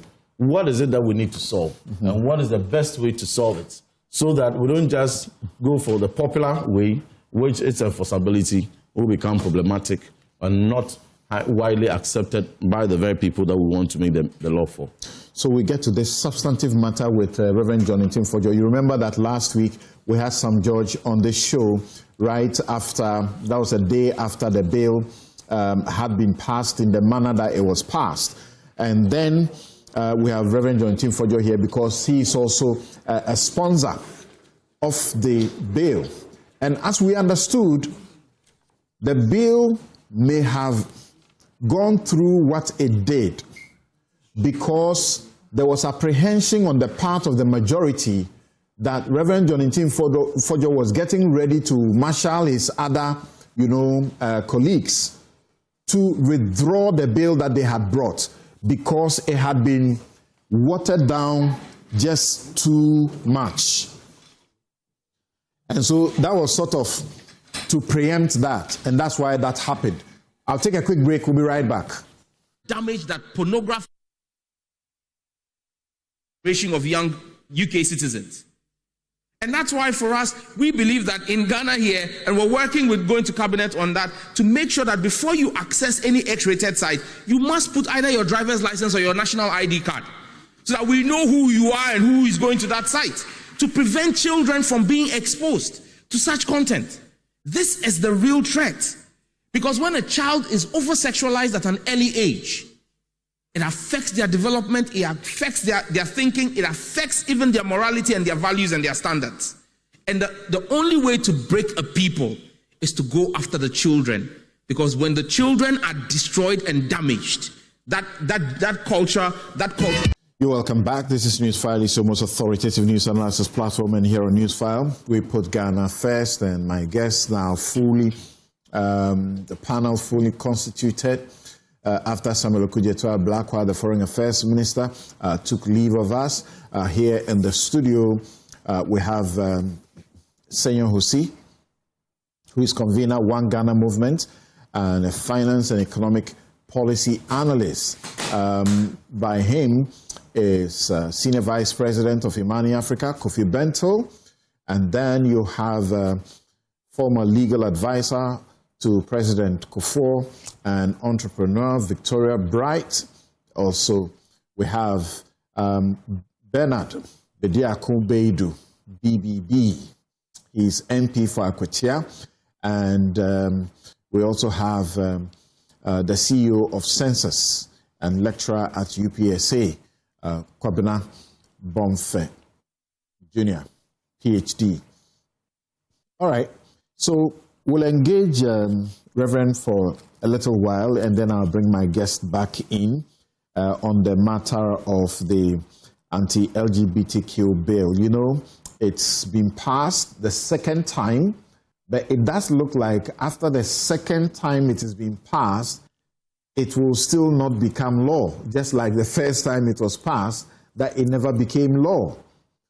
What is the issue? Why now we are having to talk about a reconsideration of this bill? All right, thank you, Samson. So in 2021, though this fight to preserve our values, our family values, had been a long-standing one, the climax of it was occasioned by data that was the outturn of CDD's Afrobarometer survey, in which they posited that 93% of Ghanaians consider the practices, advocacy of LGBT highly repugnant to our values.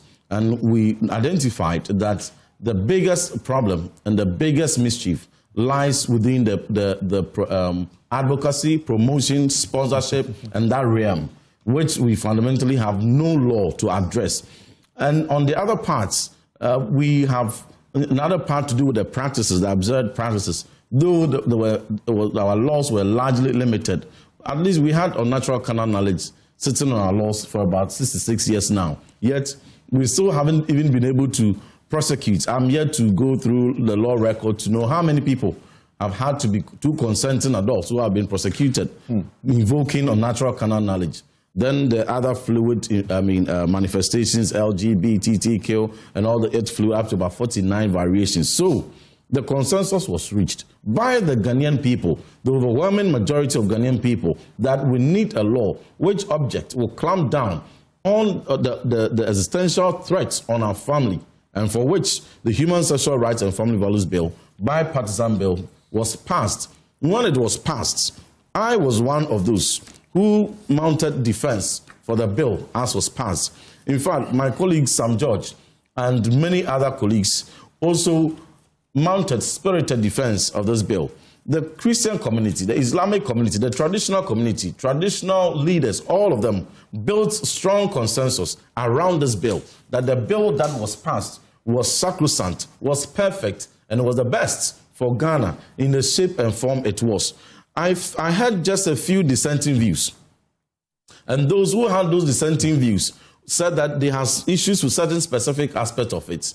And I, Honorable Sam George, the NDC, President Mahama, who also read the bill, we said no, we disagree with those who had those disagreements. We defended the bill that it needed assent. So those who had the dissenting view, a few of them went to the court to challenge the constitutionality and then to demand that certain aspects be reviewed before it's transmitted to the president for assent.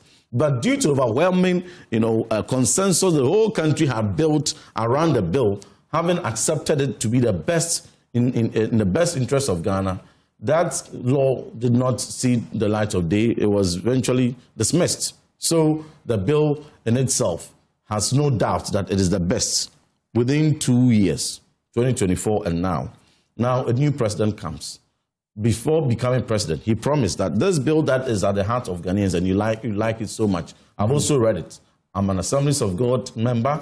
I will sign it. If, as a matter of fact, if I were president, I would have signed it. So if there's any hesitation in signing, just let it wait for me. And when I come, I will sign it. So when he came, the Cali Bishop Conference were first to approach him, to remind him of the pledge. And he said, well, parliaments have changed. And the bill was not presented, President Mahama said the bill was not presented to President Akufo-Addo, contrary to the propaganda that had already been in the system. But President Mahama honestly set the record straight that the bill was never presented to President Akufo-Addo. It's not in Jubilee House. He can only sign it when this 9th Parliament presents it to him.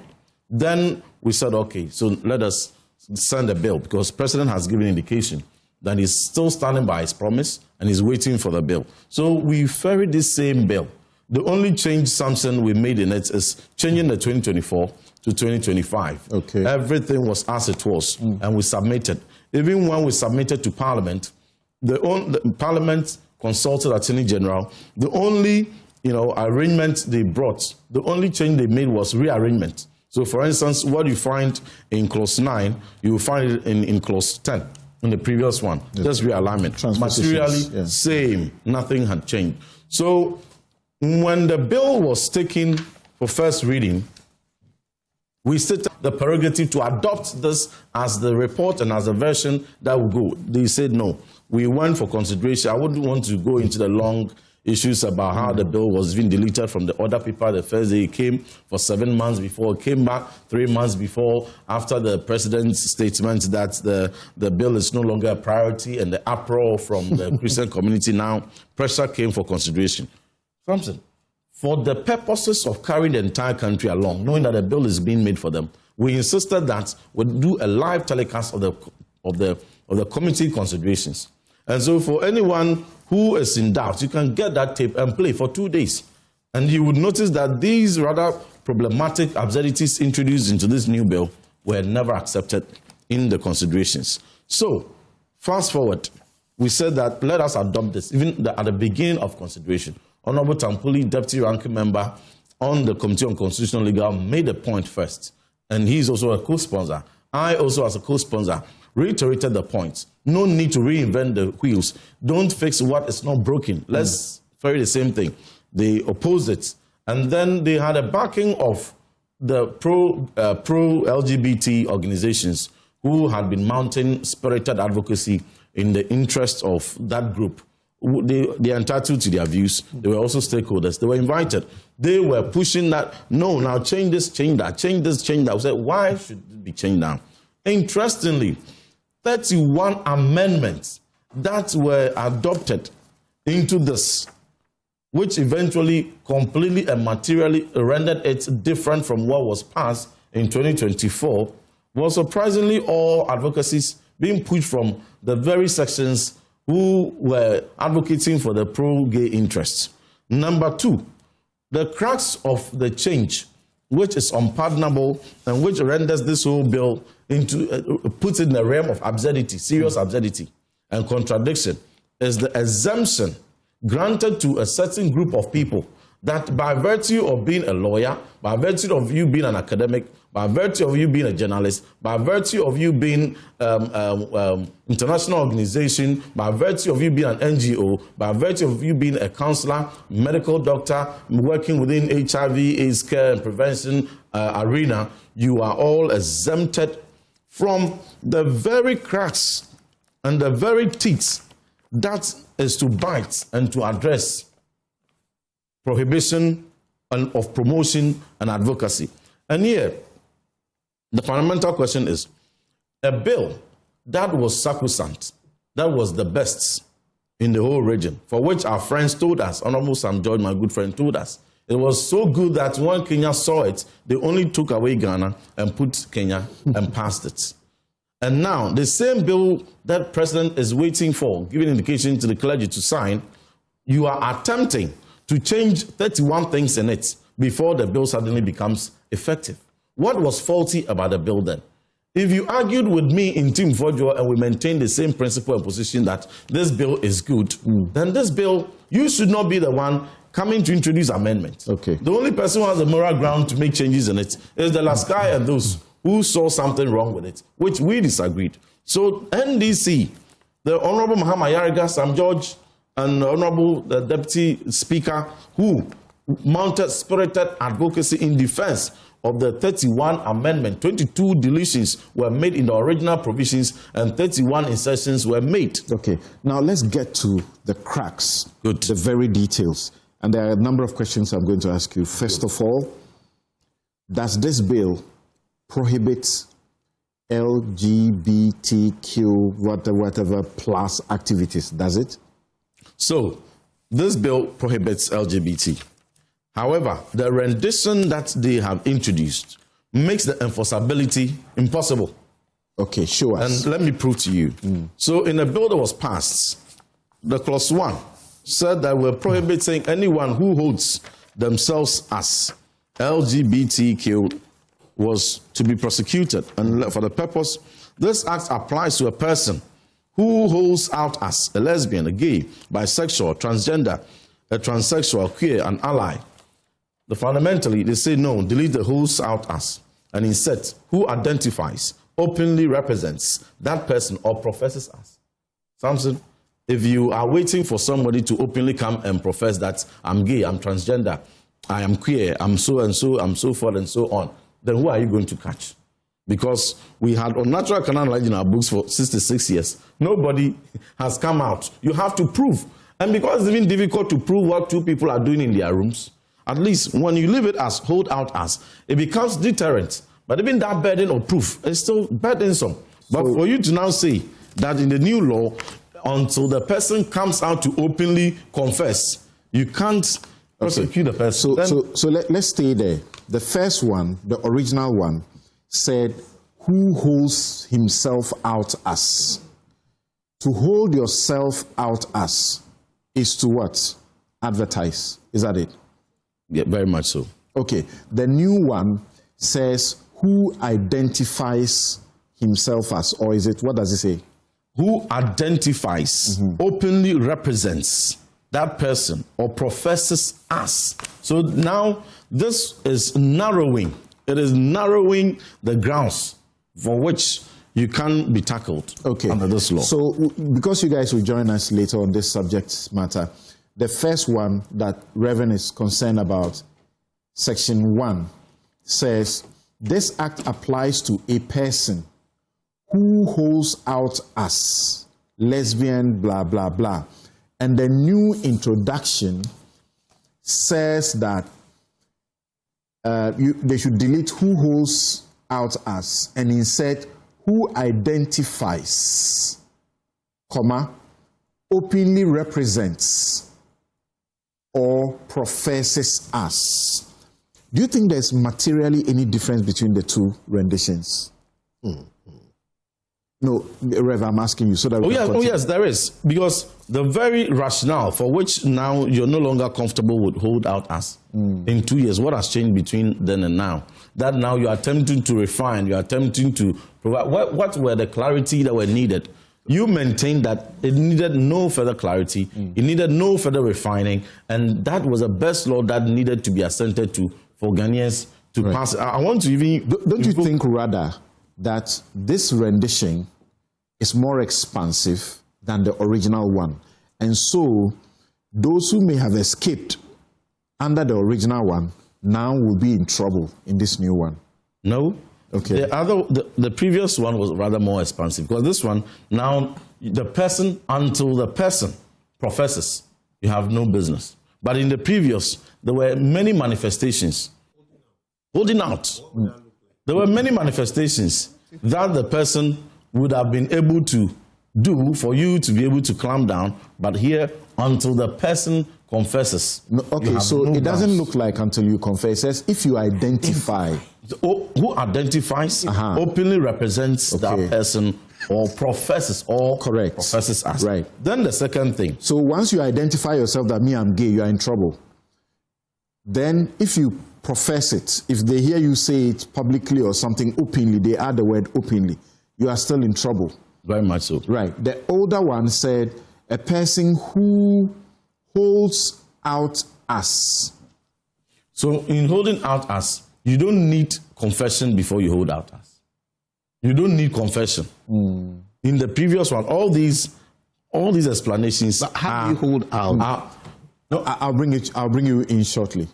As I'm sitting here, if anybody was watching me, they would say, "Oh, he's a priest." By the way I'm dressed, right? I haven't confessed I'm a priest, but the way I'm conducting, if my intent is to now to further, and the law fundamentally also anchored it, when you are holding yourself out with the intent to commit an act, you're fundamentally... So let's use the same example. That's why in the cross-dressing, we stated that with the intent to commit. Okay. So the intent here is what is the crux of the matter. Let's go to the section 9, which is what you are really... I want to use the same example you used, that if you hold out by people just looking at you now, they can say, without even knowing that you're a licensed, preacher, will know that you are a preacher. Here it says, if you identify as, is it not the same that I look at you and I can say you identify as a preacher? Yes, so Samson, for us, and from anyone who has monitored my proceedings, my submissions on the floor, some of these, we agree that they fundamentally alter what was in the previous one. But the crux of it is the 9. Okay. And you find a number of all these. And I want to invoke a very popular, scenario or example that my good friend Lawyer Bento gave last week, which is my favorite, that if you hold a cup of water and you say that this cup of water is perfect, wholesome for one person to drink, and then just 2 years on, you come back and the same person says, no, that water, though nothing has changed, the same water is now poisonous and certain things have to be removed from it before I will drink it. That's actually problematic. That one, no doubt about it. So now let's come to the 9. Right. And you're all lawyers. Even when you change, when even change, the old one will be 10, the new one 9. When you change it's 10 and the new one 9. Even when we change one word, it alters a lot. So you come to 9. Here, it says that prohibition or propaganda of promotion of and advocacy for activities prohibited under this act. Right. 9.1. Subject to the Constitution. And here, even in the 2024, you still see subject to Honorable Mahama Yarga was misleading the public that it was never there, and we now freshly introduced it. It was always there.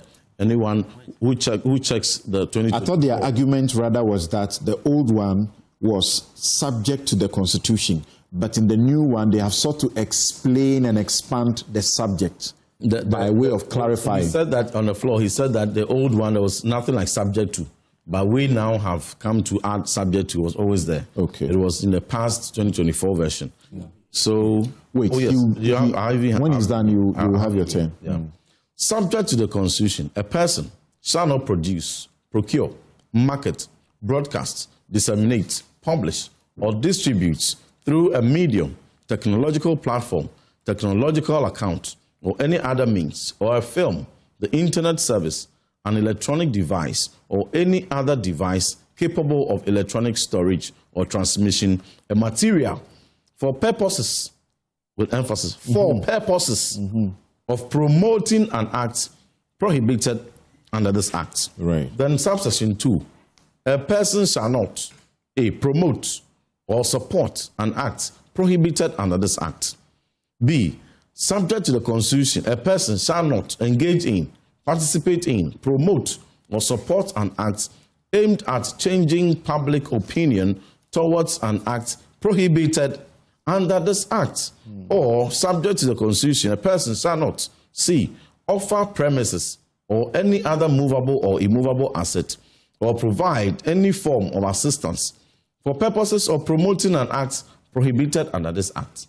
And anyone who is liable, anyone who commits this offense is liable on summary conviction to a term of imprisonment of not less than 5 years and not more than 10 years. And here there is a reason why, Samson, the sanction regime here is harsher, twice harsher than the perpetrators themselves. Because the perpetrators are not the targets. The target is the propaganda, the promotion, the sponsorship, the advocacy. Right. So the perpetrators will have between 3 and 5 years. But the promoters, the promotion, the advocacy, the support and sponsorship attract 10 years, because that is the mystery we want to cure, and that is where we want to clamp down. So help us understand what has changed in the new one, where Clause 9 has been amended. So in the new one, in my hand is the other paper that advertised, and we have it on the screen for viewers to come along. Right. So it says that Clause 9, amendment proposed, add the following new subclause. And the subsection 2 does not apply to the following categories of persons. And now we come back to what is that subsection 2 that is this amendment is now seeking to exempt. Subsection 2 says, subject to the Constitution, a person shall not promote or support an act prohibited under this act. Correct. So what if you say that subject to the subsection 2 should not apply to the provision of legal service, advice, or legal representation? When you read it together, you're saying that so long as you are providing legal advice, legal representation, you can promote or support an act prohibited under this. That is a simple interpretation. Then again, it says, a person shall not, a person, with that exemption, a person shall not engage in, participate in, promote or support an act aimed at changing public opinion towards an act prohibited under this act. But here you're saying that for a medical doctor, for a journalist, for a parliamentarian, and a commission of inquiry, you can engage in, you can participate in, promote, support an act that is aimed at changing public opinion towards an act prohibited under this act. And then again it says, or a person shall not, and subject to the Constitution, shall not offer premises or any other movable or immovable asset or provide any form of assistance for purposes of promoting an act prohibited under this act. So you're saying that for the NGO, the International Governmental Organization, for the medical doctor or counselor, for the health worker whose function includes HIV, AIDS, and prevention, testing, and care, those groups, they can offer premises or any other movable or immovable assets or provide any form of assistance for purposes So the crux is not on the assistance, it's for the purpose of promoting an act prohibited. So, for instance, in this country, every fundamental in the Constitution, even a murder suspect is entitled to legal representation. That lawyer does not need a new law that will grant him immunity before he would now be protected enough to go and represent a murder. When the murderer is convicted, the murderer suspect is convicted and is incarcerated, he is still entitled to a legal representation who can now go and file appeal. He does not need exemption.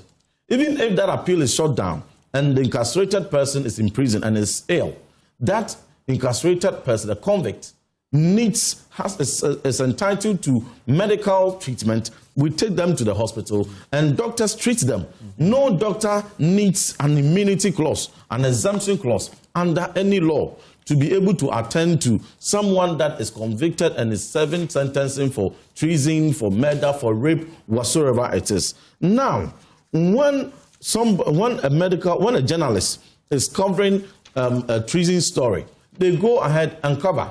They don't go and promote treason.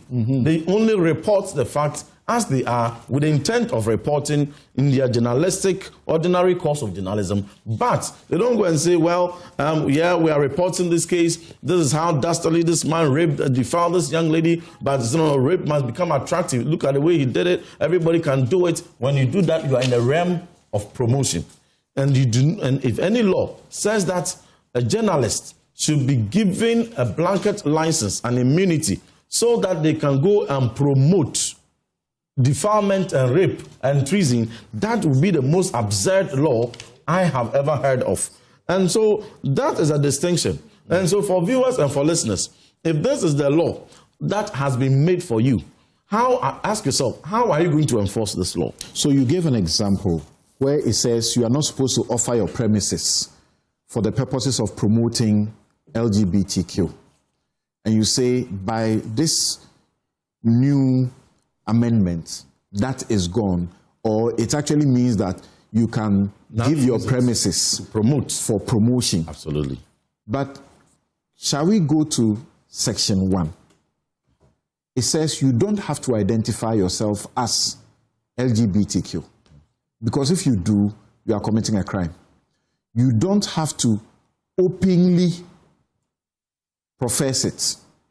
You don't have to, one other thing. Does it not mean that it is almost impossible for somebody to give their premises for that act?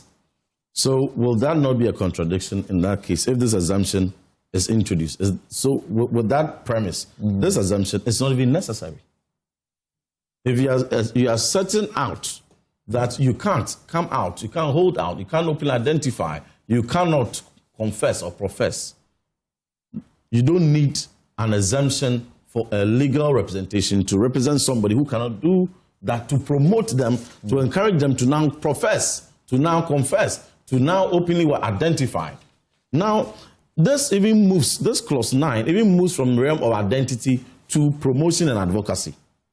And now you are giving an exemption for people who can engage in, promote, participate in advocacy is even more dangerous and risky than giving exemption for people who can practice it. So the exemptions as we see, do you feel they are qualified or they are not?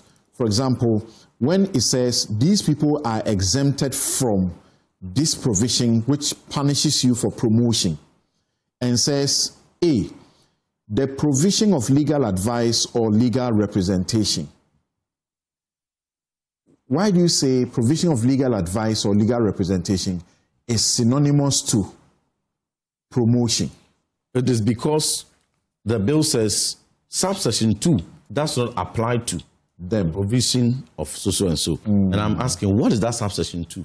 What is it that it is prohibiting? It's prohibiting promotion. Yes. So when you exempt these people, what have you exempted them from? Okay. But it doesn't matter that it says the exemption is for you to provide legal advice or legal representation. So legal advice, legal representation, when you go to court, so my lord, my client has been charged with murder, but they are entitled to their fundamental human rights. We demand to see the evidence that actually prove that he did the murder. Right. Are you promoting murder? No. No. You are only providing representation. Right. So nobody will put you in jail. But if you grant that lawyer the exemption for promotion, not representation. So the exemption, it says the exemption is now what? Okay. Promotion. Now you are saying that for legal advice and representation, you can go to court. And that's my law. So your point is that this is actually not related to the promotion issue. Absolutely. It's not related. It's not related. Because if I went to court, I would say, this my client has been arrested, that he identifies himself as gay, or he has confessed as gay, or professes as gay. And for that one, I don't need this. No. Okay. They're demanding evidence. So the prosecutor, now you as a legal representation, you put the onus on them to prove all the openly identify, confess, and all the grounds for which your client now let's try and wrap up this way. From what has happened, what is going to happen now from where you sit? Let's listen to the speaker first. Let's listen to Speaker Bagwin. And in fact, when it was passed on Friday, it was even a surprise to me, because I knew that they were going to start the consideration of the bill. And that was the instructions I left before I went to attend to other activities. It was Friday, and members wanted to go home early to their constituencies because we were going to sit today. And so I knew they wouldn't have completed it. But all of a sudden, I read about this passage. I reacted, and later I saw on TV all the things that happened. And so this evening, I have asked the leaders to meet me in my office. So they will be here for us to go through it. This is such a critical bill that we believe there must be consensus. Well, it's not about passing bill. It's about implementing it and making sure that it benefits the people. And so leaders of both sides of the House will be with me this evening for us to discuss what next after the passage of the bill. And I'm very sure that being men and women of wisdom will find a way out and to get all Ghanaians to buy and trade. We are grateful to all those who have come out with the commendation of the good work that Parliament has done. But we want to assure them that whatever discussion we'll have will be to better what has already been passed. It won't take any shine of it. But we need all of them to come on board, because without an identity, you have no value. Your colleagues insist in the majority that once the bill has been passed, Parliament has become functus officio. They can't do anything about it again. The Speaker is suggesting that something else can be done. The only thing the majority insists could be done is when it gets to the President, and the President, according to the law, feels that there's something that he needs explanation and so on and so forth, then he will take it to the Council of State, and then it will come back to Parliament. Otherwise, the bill is done. Yes, so the very bill that has been passed, that the very people who are insisting on its transmittance to the President actually concede that its enforceability is going to be problematic. And two, the very content of it is a far departure from what was demanded by the very Ghanaian people who needed the bill. You are saying that they don't concede that? No, they concede. And Honorable Sam Joy, if I may quote him, a video that has gone viral and received him gave him a lot of applause. He said that in 2024, and in 2020, as recent as a few weeks ago when we met at Fiesta Royal for the Constitution, he said it, and the video is viral. He said that, he mentioned, I will not, for the purpose of your show. We are talking about before passage. Yes. After passage, we haven't heard him say concede anything. After passage, he has said that the bill must go, and the same thing you said. He has made the same point. I interviewed him Saturday after the bill was passed, and he said it's okay, it's good, we are moving on, it's done. he says that nothing can be done about this anymore. It's over. That's what I'm saying. So the person, Sam George, and all those who are claiming that this bill is done and is good and so it should go through are the very people who have said as recent as 3 weeks ago that UN8, I'm quoting him verbatim. He said, he accused and lambasted UN8, Global Fund, Ghana AIDS Commission, and all such related organizations that now they are seeking to exempt, and those medical doctors and people who are providing funding and support for HIV, AIDS, and prevention. He openly accused them of supplying lubricants, condoms, and AIDS with intent to promote, and not just intent, actually promoting. He said, he blasted them. My question, which is last question to you, is I'll land on what's going to happen now? Yes, I'll land on this and provide. So the same group of people who openly, just a few weeks ago, justified why these exemptions are bizarre are the same people who today are defending why these exemptions must go in. Where is the principle? If you brought that in, Afeyo was saying we shouldn't put custodial sentences around. Where's the principle? So if you, at the time, supported that, why is it that now they have removed those and nuanced them and you are still against it? No, they haven't. What have they removed and what have they put? That is why I'm saying that this whole amendment is problematic. Okay. Everything you have done. So how are you going to undo this now? According to the speaker's now the Catholic Bishop advice. Conference and all the communicable bodies are saying that the Islamic Council, they are saying that this is not the bill they wanted. This is the bill they want. The consensus was already established in 2024. We should transmit that same bill. And the Speaker of Parliament, having identified the procedural flaws and having cited them when on the floor of Parliament when he read the statement, he cited Order 171, 172, and all, including quorum, which the President of the Republic, His Excellency President Mahama, has also conceded that there were procedural lapses and quorum was not reached for such a decision to be taken. They themselves, among their group, within government voices, agreed that, one, the bill did not go through the right procedures for passage. And so, even if you transmit it, it can suffer it being botched. It's botched. To do ordinary business in the House, you need 92 of you, right? Absolutely. To take a decision, you need 50%. Okay. So to do ordinary business, you need 92. And then to take a decision, you need 138 of you or so. And you're saying that this was a decision, not ordinary business, right? Absolutely. Because it was a decision, you needed that threshold. That was not met. That was not met. There were 34 people at the time of passage. Only 34. Only 34. So this bill can be questioned in this court. Bill, and the moment it was passed, there were people who were all over, who publicly indicated and showed on social media tweets and served notice by social media their intent to go and quash the bill. Your suspicion is that this was so deliberately done, botched, so that it doesn't get assented. Absolutely. It is an orchestrated, coordinated hypocrisy executed in a very embarrassing way to the utter betrayal of every Christian, Muslim, traditionalist, and Ghanaian who had the slightest belief in them that they would have passed this bill for them. Okay. And they did so to set it up to fail. And now the Speaker is saying, let us backtrack and build consensus. Okay. Parliament is a master of our own laws. Thank you. But Ghanaian people are saying we want a bill that does not promote LGBT.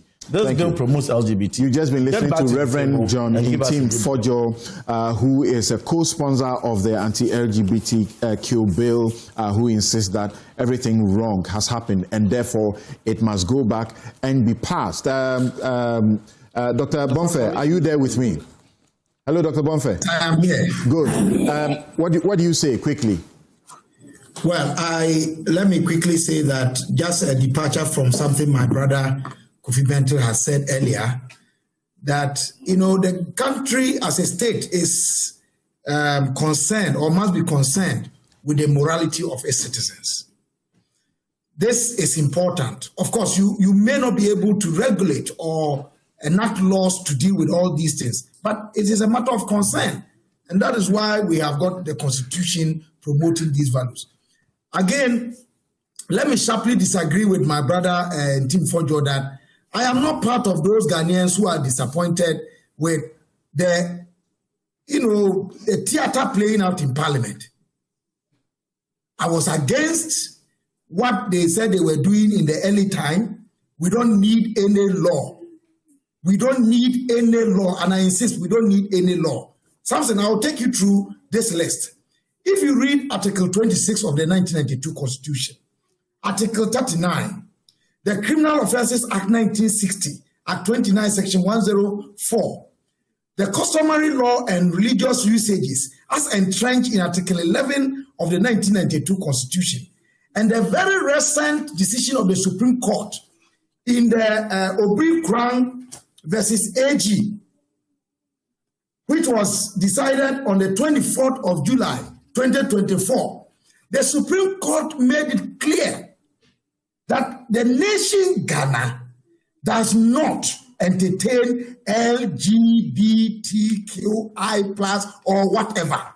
Now, those who say and maintain that certain things, such as the promotion of these things, are not, it cannot be said that our laws are against it. I ask a simple question. Do our laws allow the promotion of armed robbery or murder? The law is clear that we are against murder. Therefore, any attempt to promote murder, any attempt to promote armed robbery would automatically be at war with the law. You see, I mean, and this is what I want to conclude on, because you have a lot more to get from our people. The law is as good as us. We have enough laws in this country against LGBTQI+. On the 14th of January 2025, when the Catholic Bishops' Conference met President Mahama, he switched and somersaulted to say that we didn't need an LGBTQI law. What we needed was strong family values promoted at home, as Kofi Bentil and I were saying today, that parents must not outsource responsibility to take care of our children to the government. That's what the president was saying. And I agree with the president. However, the president failed to concede and apologize for the careless and reckless manner in which he and his party twisted that matter just a year before and made it seem as though His Excellency President Nana Akufo-Addo and his then Vice President, who had become the candidate of his party, had manufactured and were marketing LGBTQI under his reign. That is the concession he failed to make and the apology that he ought to have rendered to them. But you see, we live in a country where, Samson, it is very okay for me to label you, defame you, just so I can win power. And when I win power, I think all is well. That way of doing politics doesn't help anybody. Even among thieves, there is honor. You can do anything you want as a thief, steal from anyone you want. But when you steal from a fellow thief, they think that you have crossed the impermissible red line. All right. How come even among wrongdoers like thieves, there are some honor code that we politicians or people who say we are seeking to build a country do not have any impermissible red lines that must not be crossed. All right, thank you. That for me is the most important thing. Thank you. So my conclusion is that we have enough laws that constitute a fortress against LGBTQI+, if only we will insist on enforcement. Okay. Thank you very much. That bus is gone. That we have enough laws is gone. Now, the issue has been that we actually need this particular kind of law. And in the last almost a decade, it's been on the front burner that our laws are inadequate, that the provision you refer to about natural carnal knowledge or something of the sort only refers, it does not catch all the expressions of LGBTQ. It doesn't even catch lesbianism. Yes, Kofi, what do you see? Do you think this can get back to Parliament and to be worked on again, except if the president decides to take it back? It's a mess. And we are trying to resolve something which is a mess, fundamentally a mess. It's pointless stimulation. It will lead to nothing except, vexation. And why I'm using these words is that, you see, sometimes something that must not be done, when you proceed to try and do it, you will just continue to hurt yourself. That's what is happening. Yes, that's what is happening. This is something that must not be done, and we are trying to do it. It must not be done. Okay. It must not be. Look, there was a time when human beings believed that black people were not human. That's true. Some still believe it. All right? There was a time when they held the firm belief. I don't have the time to give you some of the things that they did. All right? Listen, and all kinds of laws were made around it. You have to come to the fundamental point, okay? And it's going to be very, very controversial. Okay, I'm a Christian, right? But I can tell you something. I don't think God makes mistakes. And some people believe that there are a certain section of humanity who are born with certain proclivities. Some people believe so. And if it is true, there is no law you can pass. There are people who have had to come to terms with these things and support their children. Okay? Go and check suicide rates among people in that area. They kill themselves. All right? We have to be sober about some of these things and stop the pontification and political grandstanding. The irony of it is that some of the people who jump on rooftops and do all these things are found sometimes involved in these same things. So, why I say it's a mess is we'll be stimulating ourselves and trying to perfect this law, which shouldn't be passed.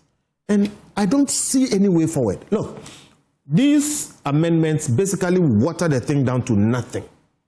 But what it leaves is a sufficient tool for people to use to oppress others. It leaves a sufficient, it will do nothing to stop this thing they are complaining about, but it will provide a sufficient tool to oppress people. If you are the parent of somebody who has some of these issues, transporting that person to hospital is a crime. I asked this question in my introduction. I want you to say directly about it before I move on to Vicky. I ask, is this an earnest cultural defense or a cynical masterclass in political cowardice, a calculated trap meant to appease local voters while ensuring the courts do the dirty work of killing it so international cash keeps flowing? You know, I wish you could unpack the statement you've just read. It's pregnant, and it stresses me that we don't have the time. Read it. Say it all again slowly. The last bit. Oh, please, start. Is it an earnest cultural defense? Hold on. So there, some people try to excite that and claim it is not in our culture. It's not true. Okay, next. Is it a cynical masterclass in political cowardice? Hold on. A calculated trap meant to appease local voters while ensuring the courts do the dirty work of killing it so international cash keeps flowing? It is. Unfortunately, you're not letting me unpack it. But you see, that's the thing. I think the best leaders are the ones who look after society and confront the ills and force us to become better. That is why the JFKs and Martin Luthers and co, who forced their society to deal with the issue of slavery, etc., okay, are still revered.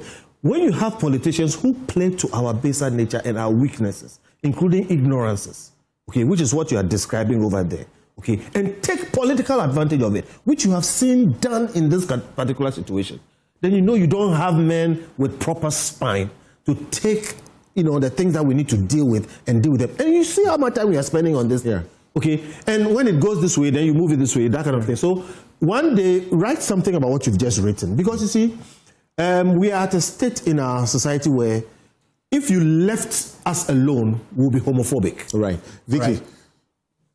Right. So do you sincerely think, or let's say suspect, that, like Kofi said, this is not something we should be doing?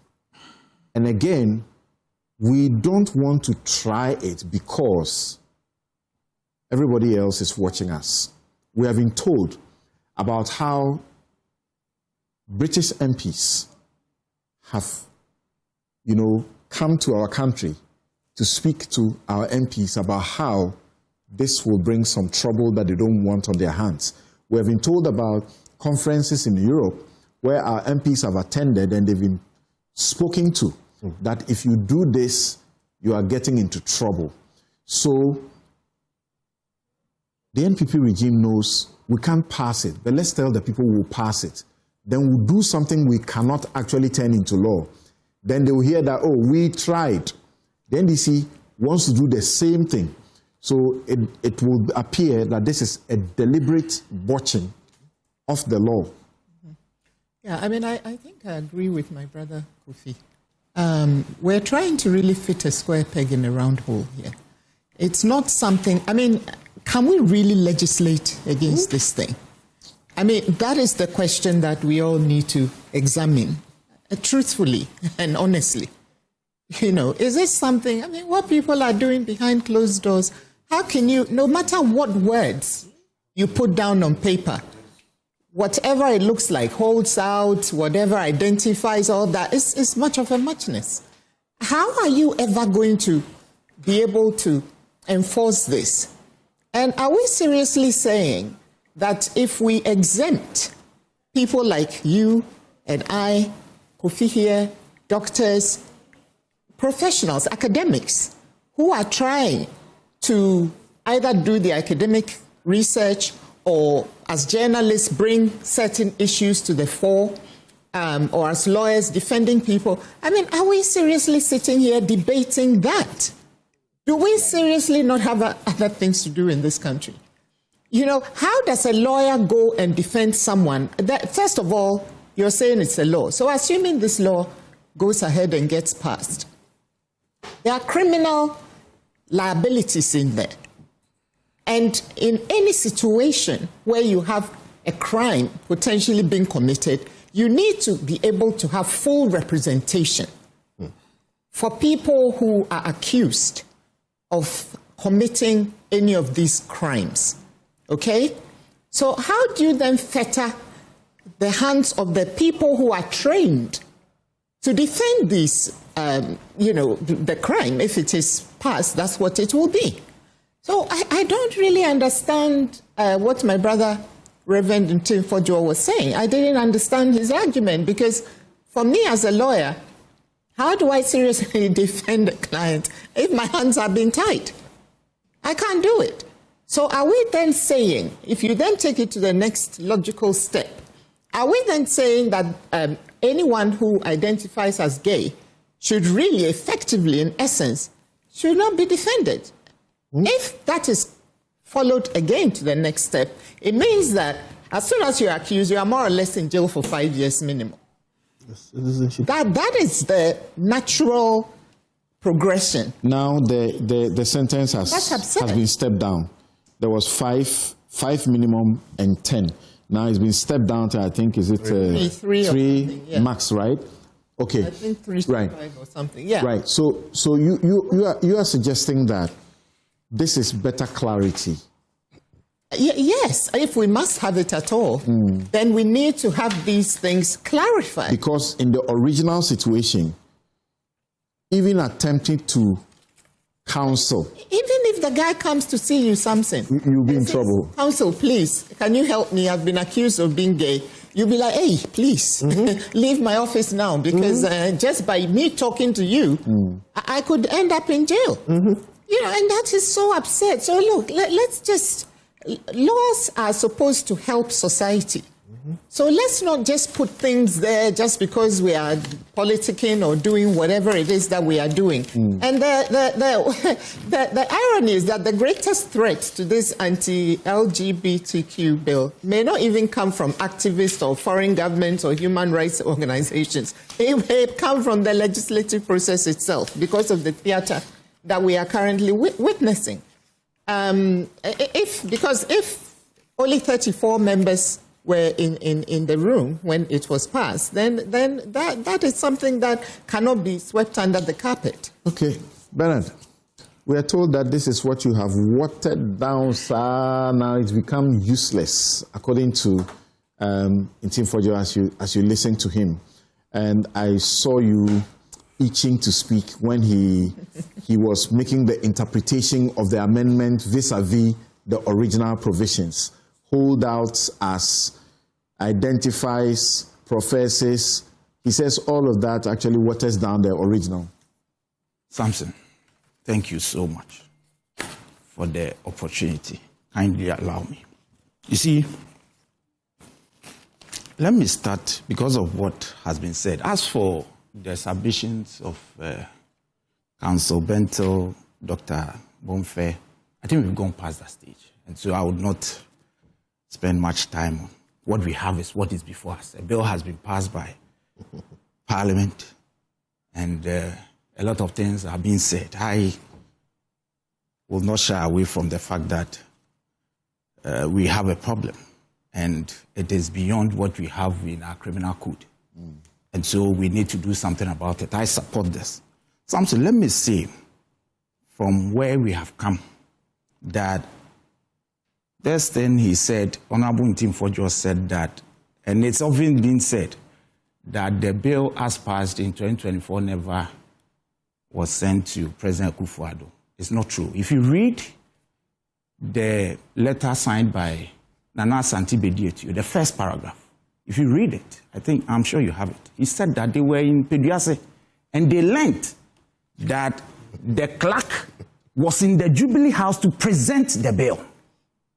This is what what's his name? Asante-Bediatu. This is the letter he wrote to the clerk. Let me attempt to read that letter.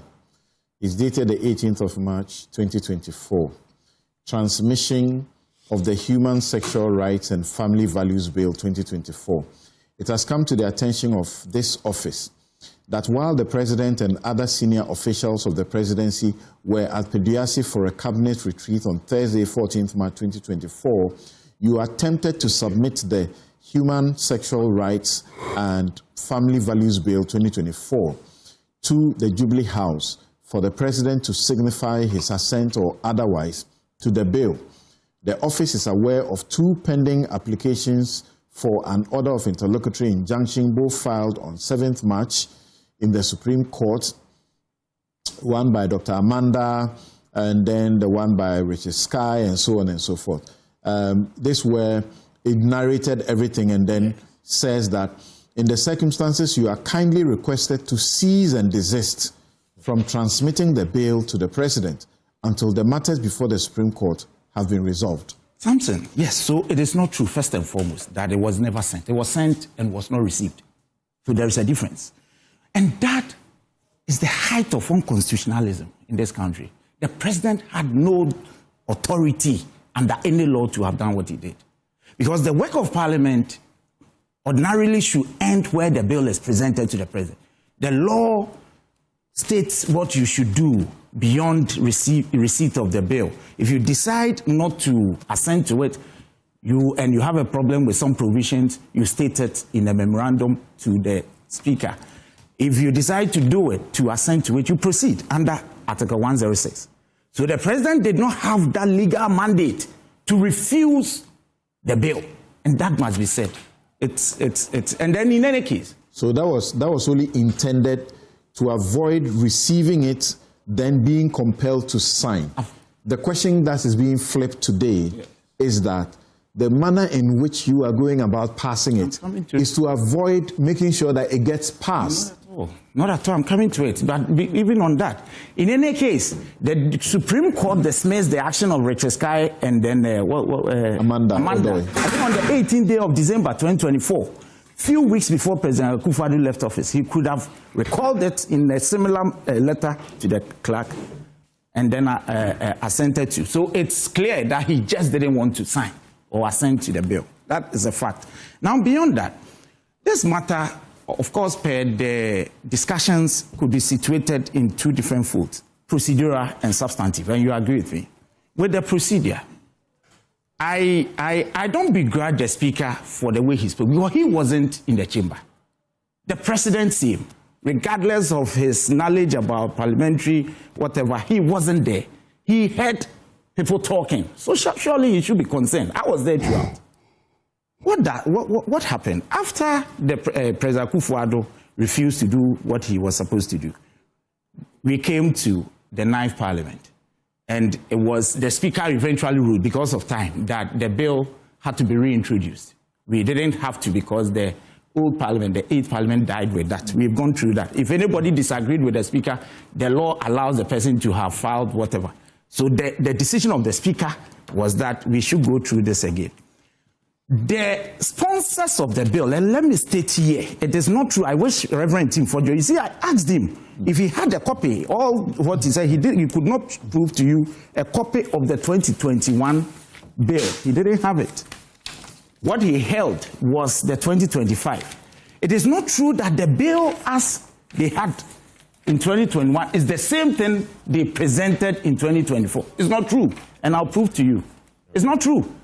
They, the sponsors, did some work in the bill before they submitted, and I'll prove to you. He's saying that who changed it? Indeed, even with the clauses and the sections, he said who changed it. You present your work to Parliament before it is referred to the Constitutional and Legal Committee.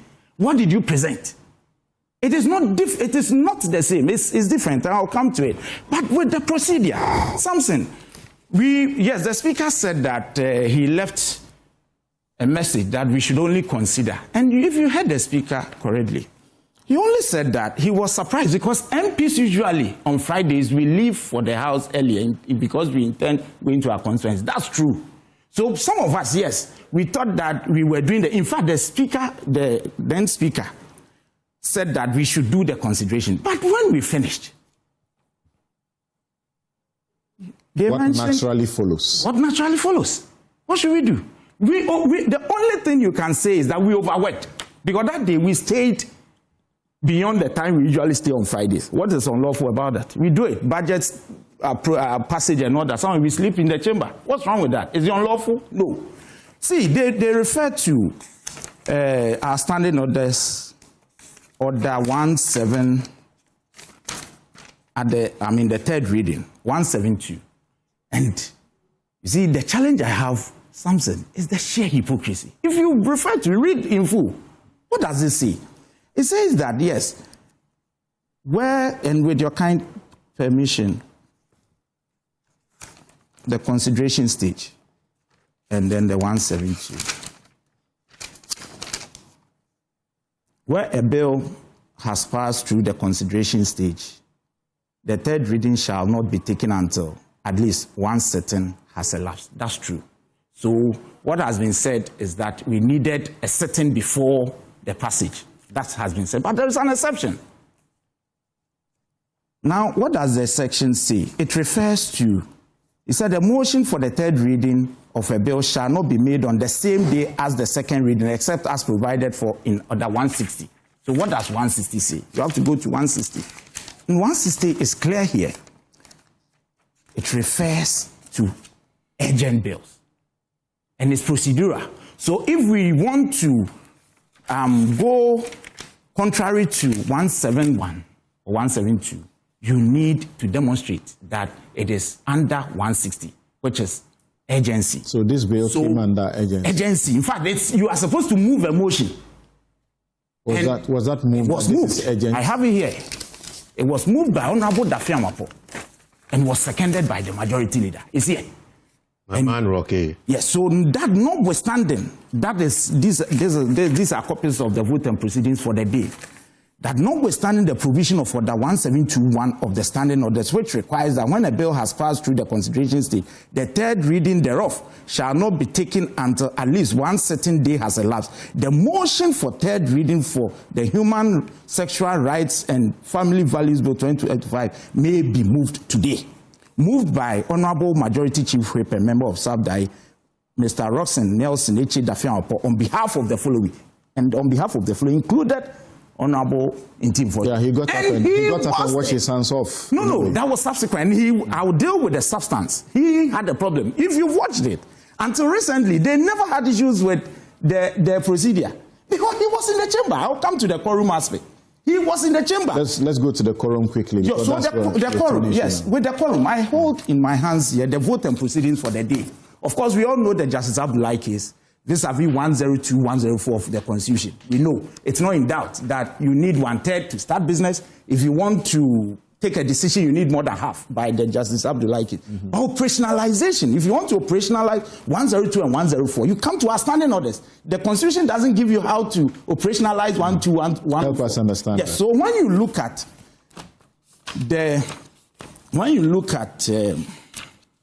I think it's 64, standing order 64, it talks about quorum. And it says, 1, a quorum, and it refers to 102. A quorum of parliament, apart from the person presiding, is 1/3 of all members of parliament. 2, where the person presiding is a speaker of parliament, he shall be counted because of the Justice Abdullahi case. This was now put in. He shall be counted. 3, a member, and this is where the operationalization, a member may draw the attention of the person presiding at any time during a sitting that members present in the House constitute less than 1/3, so you need to raise it.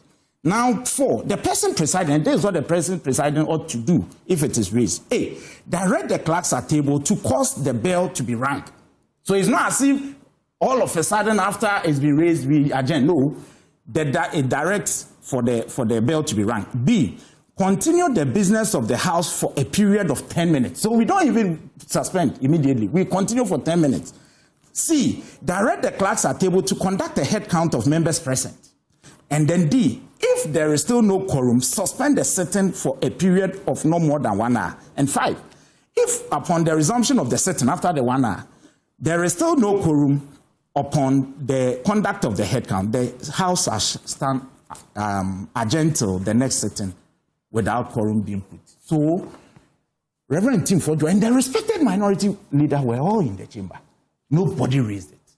Nobody raised the issue of quorum. Nobody raised it. But per our standing orders, you needed to have raised it. Okay.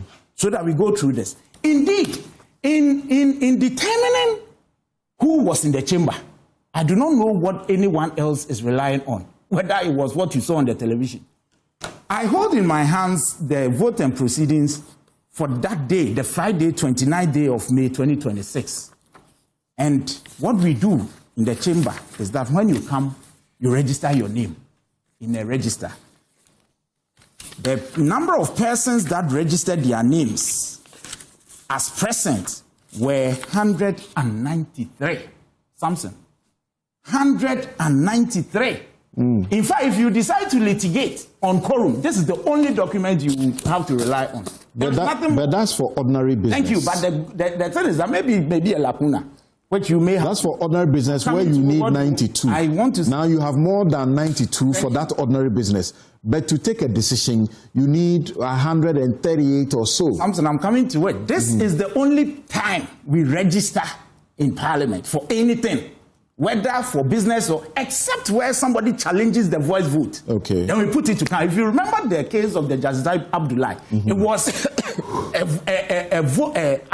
What do you call that one? A vote where they were counting people, and the deputy speaker rose and came to vote. If you remember, so there was evidence that the number of people for business for passing any decision there was verifiable. But in this case, it was a voice vote. So there is nothing in Parliament beyond this. Because the objection was not raised. It's too late. It's too late. Okay, so we come past that. Let me come to this. Sounds like ordinary company law, but you said this has been passed under certificate of urgency. No, I never said certificate of urgency. I'm saying that because that's the only that's the only exception. No, you see what happened. If you look at the standing order that I read, the 172 refers to 160. Yes. So when you look at 160, the 160 talks about urgency. Yes. Is that different from certificate of urgency? Urgent bills. Uh-huh. Yes. So this is a private member's bill. Yes. You understand? So it cannot be passed under certificate of urgency. No, but you see, it is referring to it saying, if you look at 172, Samson, who they said, where you cannot do this unless it is provided for under 160. And the 160 says that a sponsor may submit a bill without publication in the Gazette. The Speaker shall refer a bill to the appropriate committee of this, where the committee determines the bill is of an urgent nature. Because we had gone through this before and it wasn't passed. Do you remember how many and which did we take to undergo this? So surely, even though I don't have the evidence here, this was because it was admitted by the speaker and it was ruled upon. If you look at the votes and procedure, so I am of the view that it was considered under standing order 1. Certificate of urgency. Well, you may put it that way. But a private member's bill cannot be passed under a certificate of urgency. So now you understand that this passage is riddled with all sorts of unconstitutionalities. It's not. No. Well, how is it unconstitutional? The point I'm just bringing to your attention now. All right, so I'm saying that it's the substance. It's something I want to. It's very important. Do that quickly. We need to go to the facts. Because when you look at more important issue about that. Thank you. But you see, with the substance, this Honorable Anyenini was struggling, of course, because when you look at, I have said that the bills were not the same. It's not true unless anybody shows me contrary evidence that with the 9.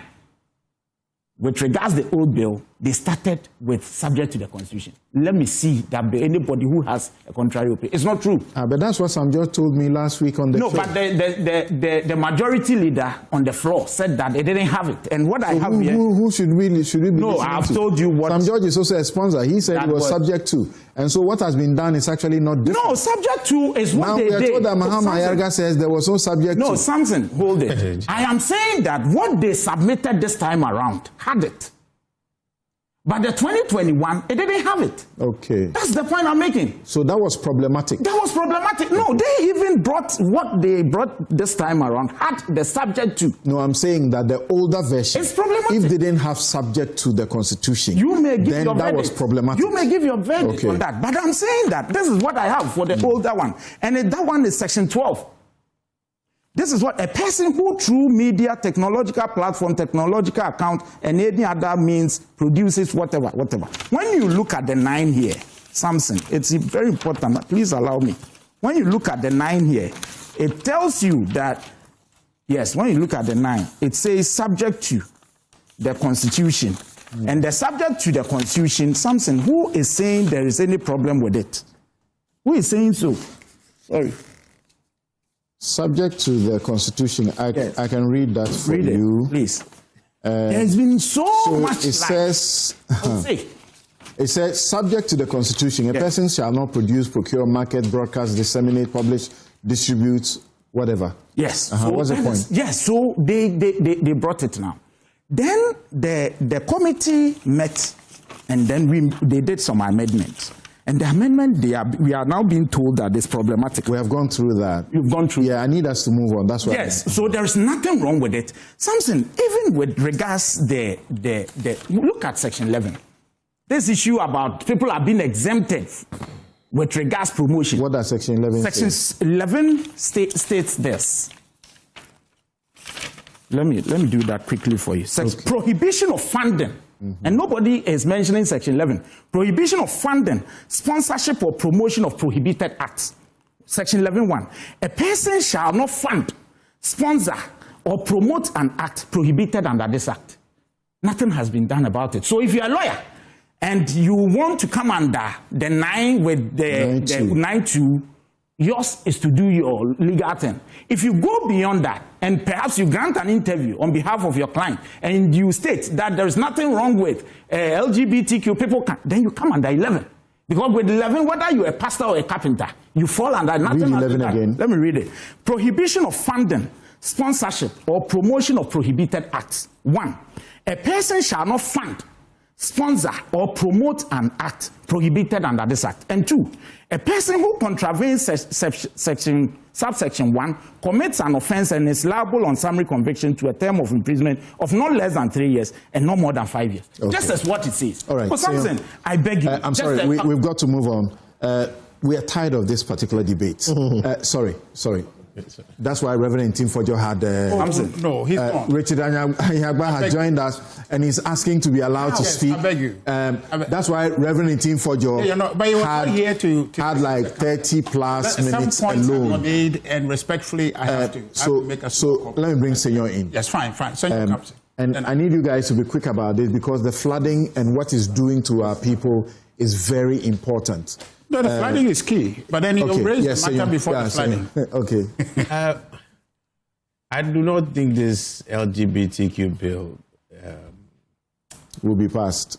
I don't think it will be passed. It's going to be contested in different ways. It has fundamental issues. It seeks to try and address some cultural problems in our society, or how would I say problems? But it also gets in infringing on people's rights, human rights. I disagree with the likes of Fuamwini. He's a lawyer. He should stop speaking like that. There's a need for people's human rights to be respected. The Constitution guarantees that. It guarantees human dignity, privacy, that various things that it guarantees. So remember, let's discuss that education and get that clarity. I'll write a piece and release soon. But we should be careful what we are asking for in this entire thing. What exactly do we seek to legislate? I'm totally at a loss. What really became a problem for all of us, I'm a parent, I also got concerned about it, was the active promotion of LGBTQ, and active recruitment of people. That is at variance with our culture. The Constitution requires government to protect the culture of our society. It's part in there. So we can't devoid our culture from the policy-making environment. So it's important that something is done. But what is it? That was the problem. After gayism, it's lived with us for all this while. We never had any uproar. We all lived in perfect harmony. All right, you respected their rights, but it was that active promotion that created the problem. So do we want to just deal with that? Then criminalizing all kinds of things, now making it mandatory for citizens to now become surveillance officers against themselves, creating a lot of social disharmony. I mean, there's so much wrong from a policy and a human rights perspective, and even trying to uphold the tenets of our Constitution itself. I think you guys should take your time, take advantage of the mistake that you are all willfully doing, all right, or possibly not willfully doing. And then let's sit down and think through this thing properly. We need to create a harmonious society. My brother, if your son walks up to you and tells you he or she is gay, what will you understand? I wanted to ask after you. You understand? What will you do? Are you going to stop loving him? Are you going to now yank him up and say, go to the police station, I'm required to report? I mean, what exactly are you going to do? It's against the law, so don't do it in the first place. We don't want to hear you say that that is what you want to do, or that is who you are. Why do we want to over-legislate what people privately want to do in their rooms? To the point that in the early drafts, we're even looking at legislating sex aids, which are critical for people's sexual well-being. You know, the real thing that if our politicians want to worry about, as far as family values are concerned, is adultery. Adultery has disrupted families more than LGBTQ may ever do in Ghana. And that's accepted. And you know what? Is it a moral matter? It's not. Is it a moral matter? Is it a moral matter? Absolutely yes. Is it disruptive to our family values? Absolutely yes. Right. Why are you not legislating that? Yeah. Because more than half of you yourself will have to put yourself in prison. You understand? Look, let's stop these things. Morality is critical, so we can't divide culture from things. The LGBT activists too, they must realize the sensitivity of our society. This kind of active promotion of it was reckless, irresponsible, and very insensitive to our society. You are here, you do your thing, your corner, nobody is complaining. Please allow people to live in their rooms and do their things. Don't bring your thing outside. But for people to start chasing you in there, trying to see whether you are doing it or you are not doing it, you know, what will doing it even look like? What will be the evidence of somebody really doing it? That's the point. You know, Charlie, guys, we have very serious matters to take care of. This is important. We must protect our culture in some frame. I agree. But take advantage of this mistake. They have made it a political promise. They can't run away from it anymore. There's political idiocy that disrupts proper policy thinking. And this is it. Political idiocy that disrupts proper policy thinking and policy making. I don't want to say I agree with you. You understand? That's the fact of this. What is the value in all this? What is it? We are trying to now stimulate hate. Please. Exactly. I have interacted with gay people. Everybody sitting here likely knows one gay person or the other. I know very Christian people who have tried to break away from this whole thing, but they find it as that's their fate. Well, don't bring it to my door. You're my friend. I've seen more humane gay people and less humane non-gay people. The thieves in this country are largely more not gay. Please, we have very serious matters, and I agree. Largely not gay, Christian and Muslim. I'm saying no, largely not gay Christian and Muslim sitting in front of the church and stealing our money every day, conniving with each other. Why are we behaving like we don't have bigger problem? But it's a matter to be discussed because at a point the activism too was getting disruptive. Let's admit it. That's all. You understand? So can we deal with that activism? Stay in your corner. What you privately want to do, they there. In Team Fojo says, he and his group say they agree with you that the real part of it that we should prohibit is the active promotion of it. And now that portion, that section 9, is where you have granted exemptions. So what are you doing? You have done yours. Please, let me still ask the question. I don't agree with them, but again, with him necessarily on that. I've gone through these modifications. I don't see what's materially lost in it. A lot of clarity has been brought to some things, but again, it is a moot bill. Do about nothing. It's a moot bill. Take advantage of this mistake that you have all willfully created, right from Nanado to your mama.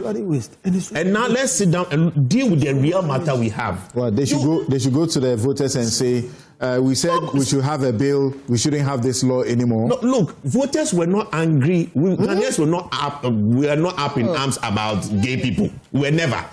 The only problem that we had was this active thing. People started setting up, trying to recruit children, trying to set up billboards. And that is where all of us got alarmed. Why are we sitting here as if we don't know gay people? Have you gone to kill anybody? Have you gone to report anybody?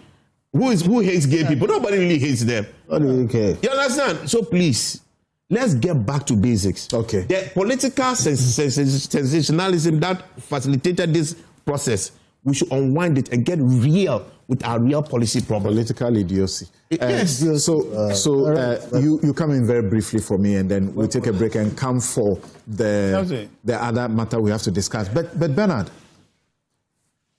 I was struggling when you said the provision in Section 9,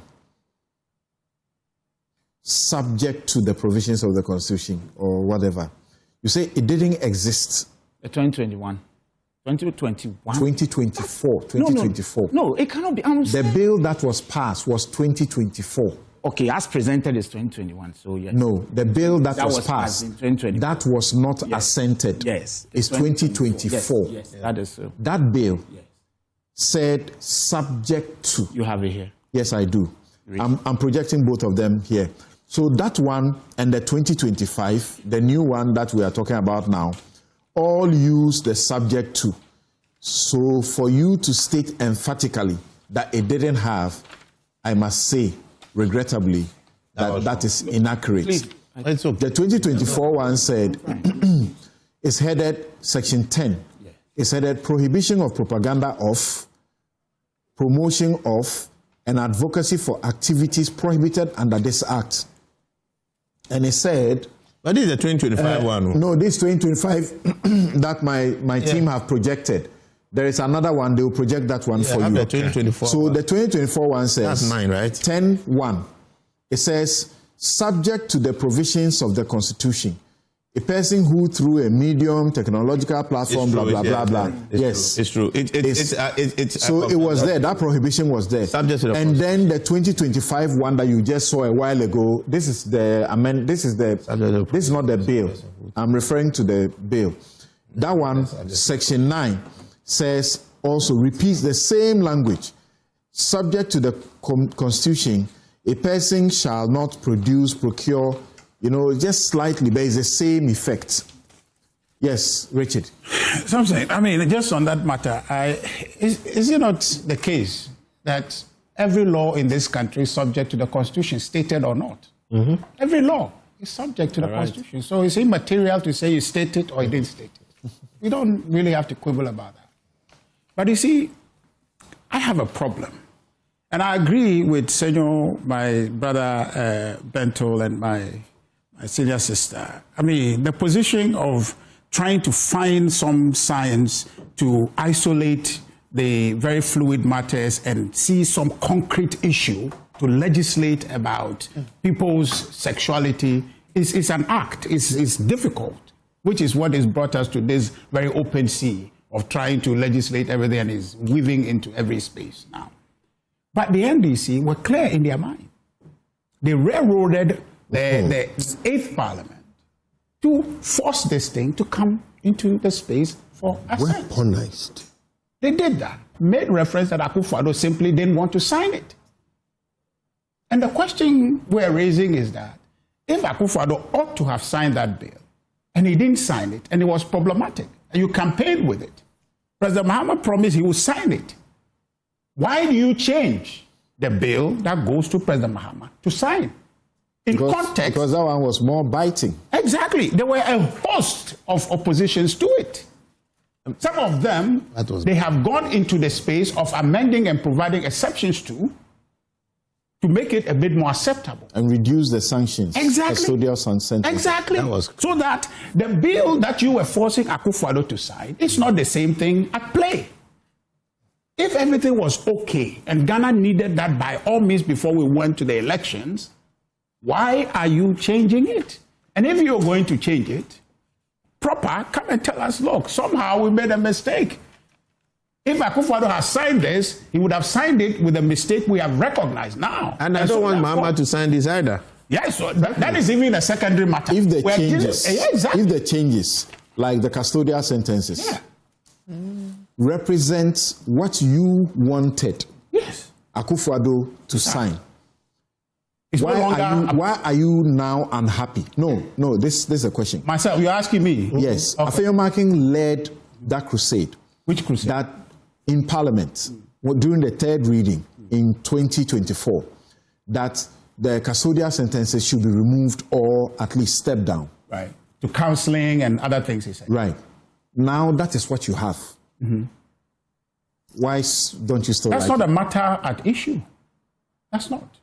It is the NDC's conduct, which, because when he said that, they didn't agree.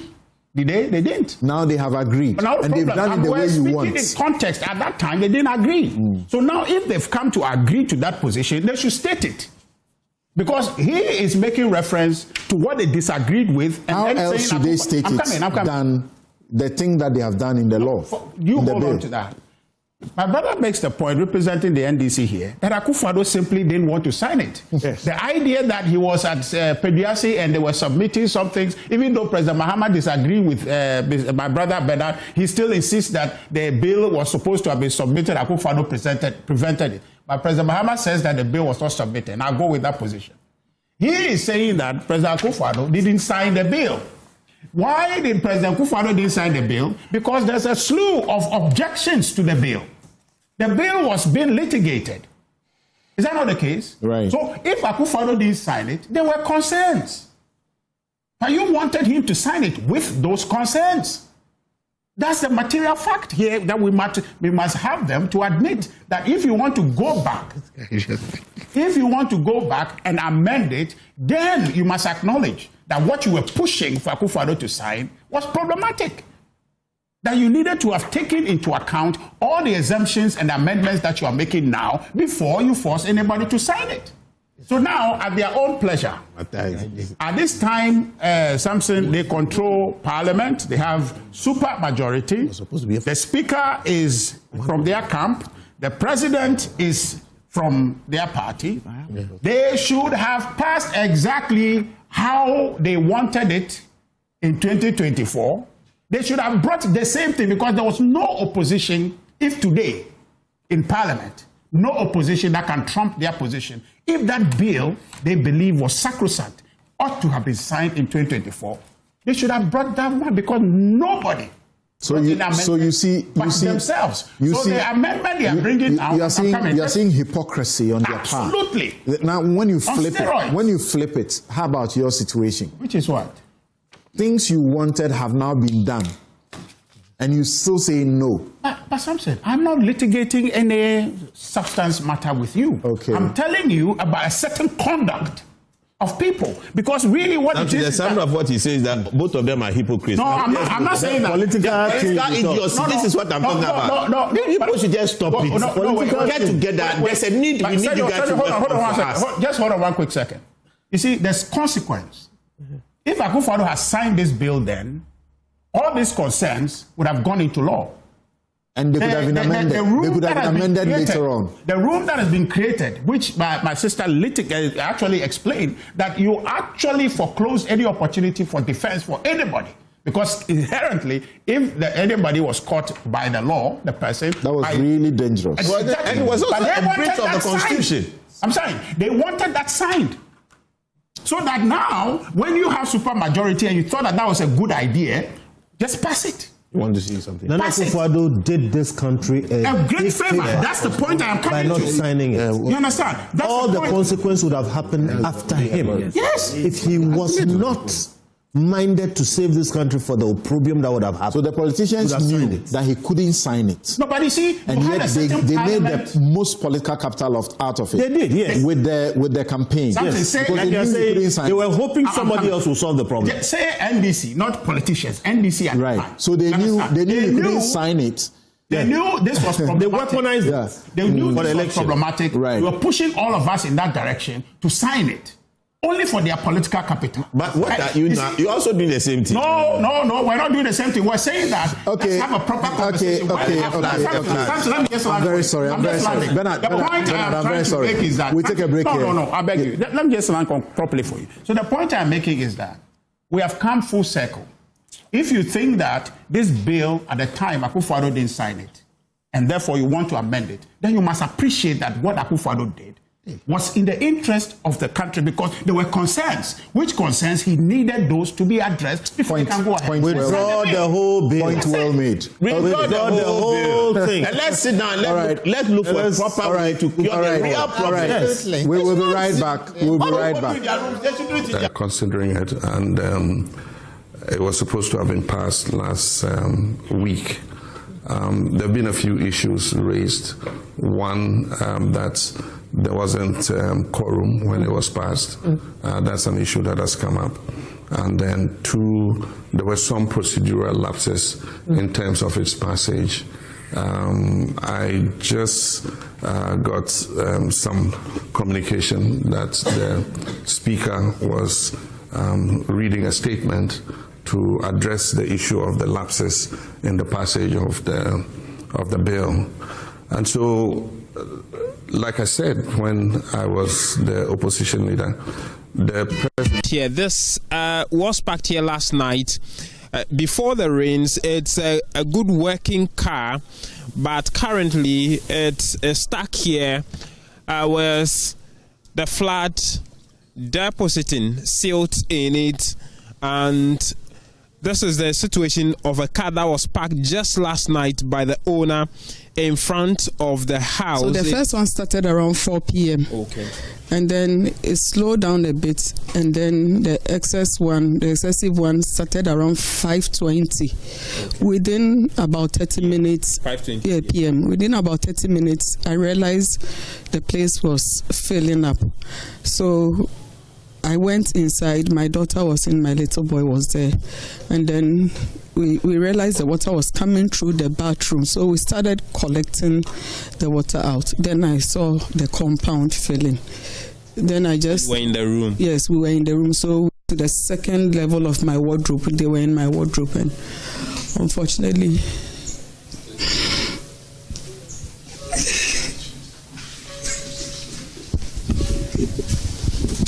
And there...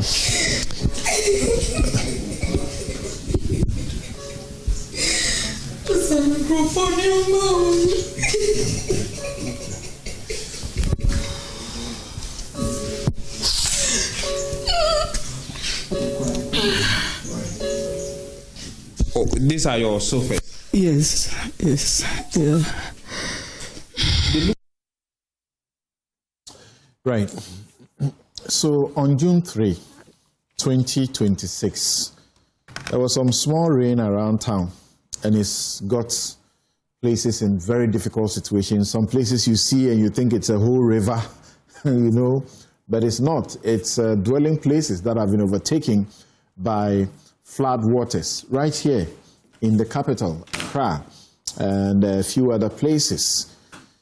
Saint Hosi is with the One Ghana movement. They have been commemorating the June 3, 2015 twin fire and flood disaster every year. They commemorate it.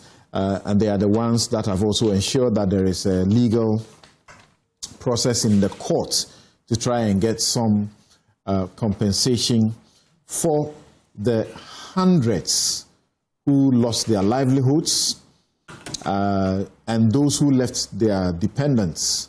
The official report said at the time that 150 people died. That's only the official report. I keep explaining because those who were involved will tell you far more. People have told us about others who died that are not captured in that report. I have read that report. So it doesn't seem we learned anything. Samson, I'm having all kinds of chills seeing this. You know, I've been out of town and I think I've missed this occurrence, but to say it's heartbreaking. Ghana's flood problems are not a weather problem. They are largely a governance failure problem. Thank you, sir. And let's just be honest with it. These are not natural disasters. They are governance disasters. It's a leadership disaster. Until we, the tenets of our constitution, in its preamble, that calls for a core value as accountability to really govern our frame, we are going nowhere. Until we stop treating floods as a weather problem and start treating them as a governance and an accountability problem, we'll be here every June counting more avoidable disasters. But that's not the calling. The duty of care that we have to others is enshrined in that constitution when you hold public office. Why are these places flooding? Why are the waterways? In very well-planned societies, floods do happen occasionally. But you see, there's a defined measure of rain or water flow that will cause a flood. It is planned for. It is not just happening. Here, every little thing creates a big problem. Look at what happened to us 11 years ago. Lives were lost, and I have to take this opportunity and on behalf of those victims, commend you, Samson, and thank you and your firm for the service to humanity you've rendered in the last 8 years trying to fight for justice for these people. Who's going to fight for this woman? We can't have this in perpetuity. Who is being held accountable? June 3, 2015 happened. People died. Can somebody tell me who have been held accountable within government for failing to undertake their duty of care to the people of the country? For watching people build in waterways, for watching Sodom and Gomorrah grow and make it a political, idiotic matter. All right? Till people died. When they cleared it, have you seen that flood that circle again happening? You don't really see those things happening again. Meaning they were always avoidable. What is happening on screen right now? Where are those homes in waterways? Suddenly we are hearing people, we are going to break. Every day you are going to break after people die. As if you didn't have the responsibility to make sure that will not happen. We look at buildings collapse. Meanwhile, they are supposed to be engineers who are licensed to pass these buildings. You look at some buildings coming up in this country and wonder whether there's an engineer behind it. Which engineer has been held liable, culpable, brought in front of TV and both shamed and imprisoned for supervising shoddy jobs? Which engineer? Show me one. When the Malcolm building collapsed, do you remember a certain person was paraded by the Accra Metropolitan Assembly Chief Executive? Yes. Do you know where that person is? Where is nothing happened. But that chief executive, that was what's his name? Yes, Abojise. Abojise himself, in my opinion, should have been in prison. If If the government was serious, it would have dealt with him for the June 3 disaster. You were AMA boss, and you supervise people building waterways. People, look, when you go to Sodom and Gomorrah, people are building in there, but he's going there for votes. But the buildings were there before he became. But that is why you. What did you do about it? What did you do about it? And you come and parade Malcolm, and what happened? As if that Malcolm disaster never happened. I had a number of people reach out to me because we had done this for, and were hoping to get some justice, proper compensation from Malcolm, and nothing happened. There's only so much one Ghana, a Samson, Lardy, or a Kofi Bentil, or whoever can do. We are not the state. But the least we can do is to start holding people accountable. Mr. President, who will you hold accountable for the disaster of now? Who will you hold accountable for the disaster of 2015 when you were president? You've held nobody accountable. Nana-Addo hasn't held anybody accountable, to my knowledge. And if you continue this way, we are going to have recurring disasters covered in the idiotic frame of politics. Idiotic frame of politics. It won't help us. We must build an accountable society. And this must stop. It's an avoidable disaster. It is not even a disaster. It is bad governance. It is a dereliction of duty by our forebears and our policy actors who we vote and we pay you for. Vicky, I was listening to this engineer who says it used to take like 24 hours, 12 hours or so for water from the Buri area to come to Accra. Today, it doesn't take 5 hours. Yeah. It all comes, and we see Accra in flood. Concrete everywhere. Because, yes, concrete. We are building on all the waterways. Permitted by people who we pay. Yeah. Yes. Yeah, I mean, so the question we have to ask, first of all, I agree with Senor, it's not a natural disaster issue. We're talking about lack of accountability or accountability. It's not a natural disaster. Failures. We are in court. The defense is that it's a natural disaster. You can't hold the state for a natural disaster. Yeah, because this is something that can be prevented. Okay. I think for me, it's an institutional failure. So you should still hold the state liable. And it's a governance failure. Right. There are human beings who are acting on behalf of the state. This 5-hour, 1 hour thing, 24-hour thing you were talking about, we always hear that, people have built in waterways. So nobody ever looks at who approved these developments, issued the permits. Because somebody somewhere is doing these things. And who failed to enforce our planning regulations? We have so many of them all over the place. And who then allowed these structures to remain after warnings were issued? Because sometimes in the middle of construction, they are actually warned, stop building. And they just ignore it and still carry on. So I don't think that building on waterways can just emerge overnight. It takes time. And you don't just get up and then build the house. There's a process. And everywhere, every stage along that process, someone is probably being bribed or whatever. The woman and the children were crying a while ago. We were watching, and all of us were empathizing. Yes. And we felt bad for her. Yes. But that's the situation we are talking about. Yeah. So the greatest tragedy in all of this is that we continue to be surprised every year by the consequences. And it's all predictable. We know where the flood-prone areas are in this country. So we can't keep saying that these are, they are not, we can't foresee them, etc. We can.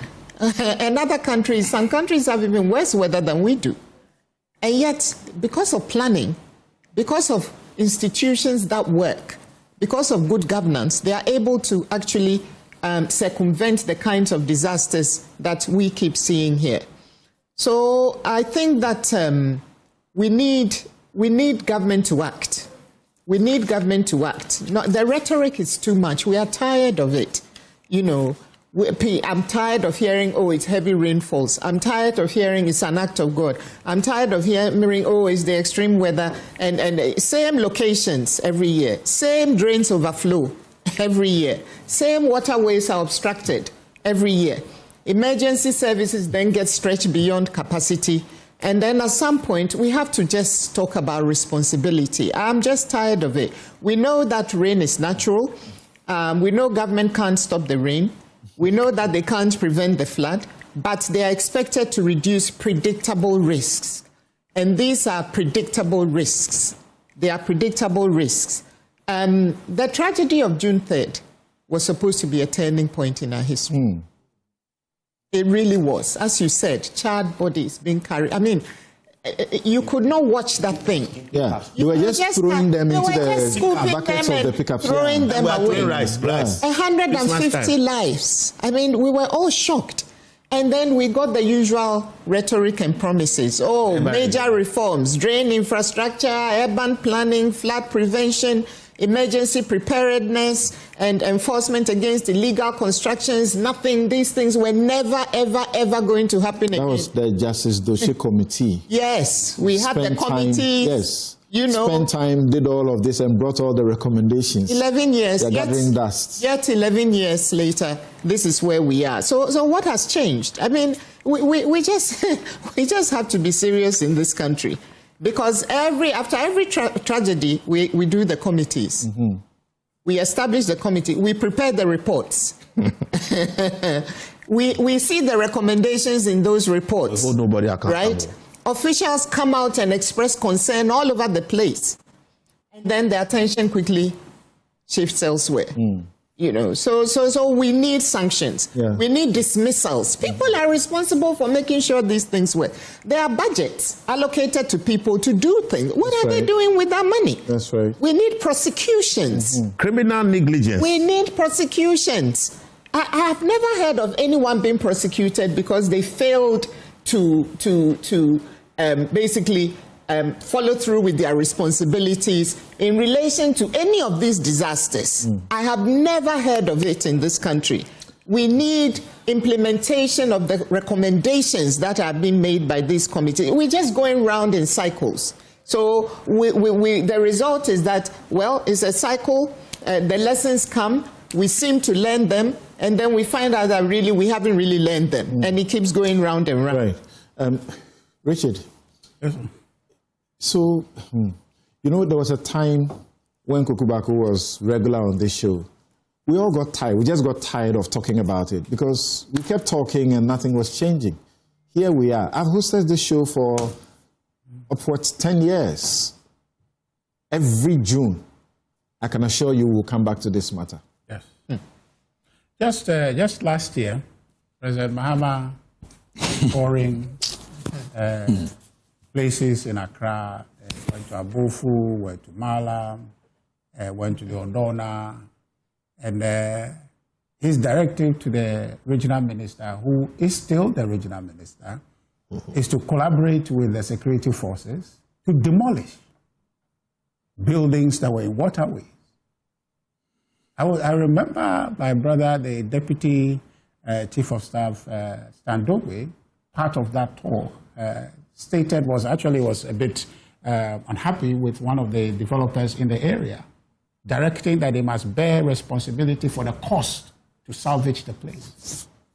In 2015, when June 3rd happened, the height of it, President Mahama says that this is not an accidental happening, it's human activity, and that people building in waterways. What's the problem?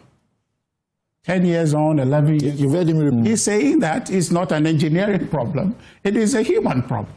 Then the question is that the human being who is causing this problem is under a certain framework of law not to do that, but he's doing it, and that human being is subject to the state, and the state has a president, and the state has institutions that must enforce that proper behavior.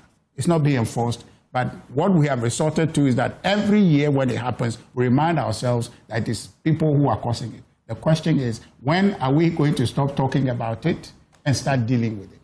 That's where the issue is. Yeah, but he speaks about facts, that chiefs are selling land to people, knowing that the place is waterlogged. You know, these officers at the district assemblies are all giving permits they shouldn't. But even these days, we don't even wait for the permits. We build. Nonetheless. And then the permit. So that's the institutional deficit that we have, or failure. which then creates a situation where the institutions are catching up with development, when it's supposed to be the opposite, where the development framework exists and you fit into it. But now, when you go to most places, people are orchestrating the development, and the institutional facilitation follows after that, which is why you see people building, and then they come and write later on. Yeah. Right? And then it never stops that we cannot have a situation where we come and write all your thing, but you come to us, okay, we come and inspect, it's proper before you even cut sword to do anything. So that's a problem. Now, if this matter of the chief selling lands and whatnot, it's not as if it's done in some privacy or secrecy. It's on our televisions. They go and take a whole, and for me, I have concern with that, where farmlands have become estates. And we're going to, that one we are waiting, when we get to a point where we are starving and don't have food to eat, then we're going to say, well, but who built here, right? We is the concrete. Huh? We is the concrete. You understand? So now people go and take tracts of land from chiefs, and they come and put this Donkumi thing on it, 5,000, 2,000, 5,000, 2,000. Then the assemblies are watching. After people have bought their land where they are not supposed to buy it, and they start building, that's when they go to try and say that, oh, don't build there, don't build there. And the people also find a way around, pay their own officers, collect the money, build the thing, and all of us get drowned in a year after when June 3rd happens. So it's a problem that all of us must take seriously. You see, the democracy is fantastic, it's good, but the accountability aspect of it, we need to get to a phase where the electorates are informed. Why are you voting? What is the basis of your vote? The current situation is that we're all hypnotized into voting one way or the other. Some are voting on tribal lines, some are voting on liking lines, some are voting on clientelist incentives, that people are voting on those bases. That is taking away from the outcomes that we should experience from democracy, to the extent that our government must be able to do what it is they tell us they are going to do. So President Mahama is going to speak fine English, but he cannot, as he said to the regional minister last year, to say collaborate and demolish. He will not go and ask the regional minister, or when they ask if they have done it. He should know if they have done it or not, but they haven't done it. And we are here in a flood. He has to find a new word to say, which is that it is not an engineering problem. Next year, he will find another word to say, which is talking about the same problem, but no action. The point is that how can we deal with this matter? We need, as a civil society, Senyo and my senior brother, need to bring some critical effort to this matter and compel the leadership to say that if it means that providing you political cover, because it all comes down to electoral calculations, right? To the point where you feel that when you take this drastic action, there will be repercussions. Senor says, thanks for your honesty. You understand? Let me come to Bernard. It gets to a point where we need to then face up with the issue and deal with it, because at the end of the day, when the flood happens, it's not a discriminator of who supports party A or party B. So we need to confront the issue fair and square and deal with it. Bernard, there's this man, Kweku Ntubuesiakun, who is writing a piece, and he can't understand why, especially President Mahama, misses this plot. Because June 3, 2015 happened under his watch. And he said never again. Has he even followed through to ensure that the Justice Dossier Committee's report has been implemented? And if it were, we would not be here. And like I told you, we are just tired. I have come to this matter, I said upwards 10 years, upwards 20 years, over 16 years, sitting here on this seat. I'm tired, just tired. I don't believe anything that it's possible, that you guys can do anything. Oh, Samson, they can't, they don't want to. Samson, I would have listened to my seniors here. And I think I would have little to say. I agree with most of the submissions that have been made. And then I would reserve a few minutes to address a few things, if you permit me. But before, let me address your question. I think that we shouldn't give up our hopes. You see, yes, it's true, it happened in 2016 I'm not too sure if you can give us the date, if you can help us with the date the committee finished its work. Because it happened in June, I think in 2016. In June 2015. And by 16, the report was ready. It was ready. It was ready before you left off. So, you know, the report was very quick. Yes, but he couldn't. No white paper much. up to today. You see, as much as I agree, I thought that Richard, at the latter part of his submission, tried to be honest. But he was very political in the beginning, very political. But I thought that as the he was speaking to fact. What is political about the facts? And he jumped some of the facts because you see, you inherited the report for 8 years. You inherited that particular report. You didn't have any issues with it. He could have told us. We have come back to that report for 18 months. Yes, but they failed in 8 years. He jumped that one. 8 years, he didn't do anything about it. But you see, he then jumped and came to what President Mahama may have said or may not have said. Now, that's fair. President Mahama believes, and I don't know whether he or you did, that President Mahama, upon assumption of all, didn't wait for June. He went to, is it the Ramsia? No, he was here. He was here. Ramsia, yes. And then he gave some directives and all that. You know, it cannot be done. There is a problem. And Samson, you are a lawyer. Our land management system, the land tenure system, it's a major issue. I mean, you go, but I think that it is the permit regime that can cure it. Because for the land, most of the pieces of land, they do not belong to the state. So you have very little over how it gets to who. But beyond that, maybe the permit system, it's with the assemblies. We have all the laws. We don't need any federal law. We have all the regulations. I think it's all about enforcement. And we must enforce it. At this point, you see, anytime, last night, before I slept, I saw the message that later in the night, there will be another. I said, wow, Accra won't sleep again. Because you see, the moment you hear about rainfall, then there is a problem. We do not know the extent of damage today. Just about a few days it happened. I think it's about time. The regional minister I've heard has come out. I think you were trying to even play the audio that they are about moving. And this time is going to be ruthless. We pray that they do as planned. Because you see, we cannot afford for the negligence and selfishness of a few all get into the situation we find ourselves. You know what? Start sacking the people. Forget about even the building the things, breaking the buildings yet. The people who sat down and watched these buildings come up and didn't take us, sack them first. She said they won't sack them. They will transfer them to the northern region. The president says they are not going to transfer. They are sacking them. Catch those people. So let him finish. Sack them for criminal negligence. And you see how people start behaving in the whole country. Samson, what we've said with regards, please allow me. So I agree with you. That's it. But you see, what we've said with the LGBTQ is this. Please permit me. You are going back to LGBTQ. I beg you. I want to use my time because I didn't really conclude. What we've said is that if the argument with the civil society organizations is that we don't need it, we cannot engage in it. That's what they have been saying. But as it is now, there is a politician, an MP, the minority, who are accusing us of watering down, which has been exposed today, that there is nothing like watering down. In fact, when you asked about the difference between hold yourself out and then he couldn't even, because they are not different. In fact, when you even come to some of the things, look, if you look at this one, 3, clause 3. It's not that they are not different. The latest one is better. It's even better, far better, because it identifies it as a different view. But you see, when you even look at clause 3, they, in what they presented to Parliament, they talked about penetrate. We had to tighten it by adding simulate. Please allow me. No. Samson, we are having a conversation. You are allowing this interjection. He said but you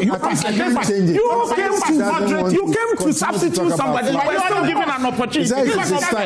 He's using his time. So you see, it's not fair. He's finished speaking about flag. So let's move on. Within the time he has, he still has that time. So do you allocate time to me? Yes, I do. I don't tell you, but you I didn't do. tell me. So it means that I do.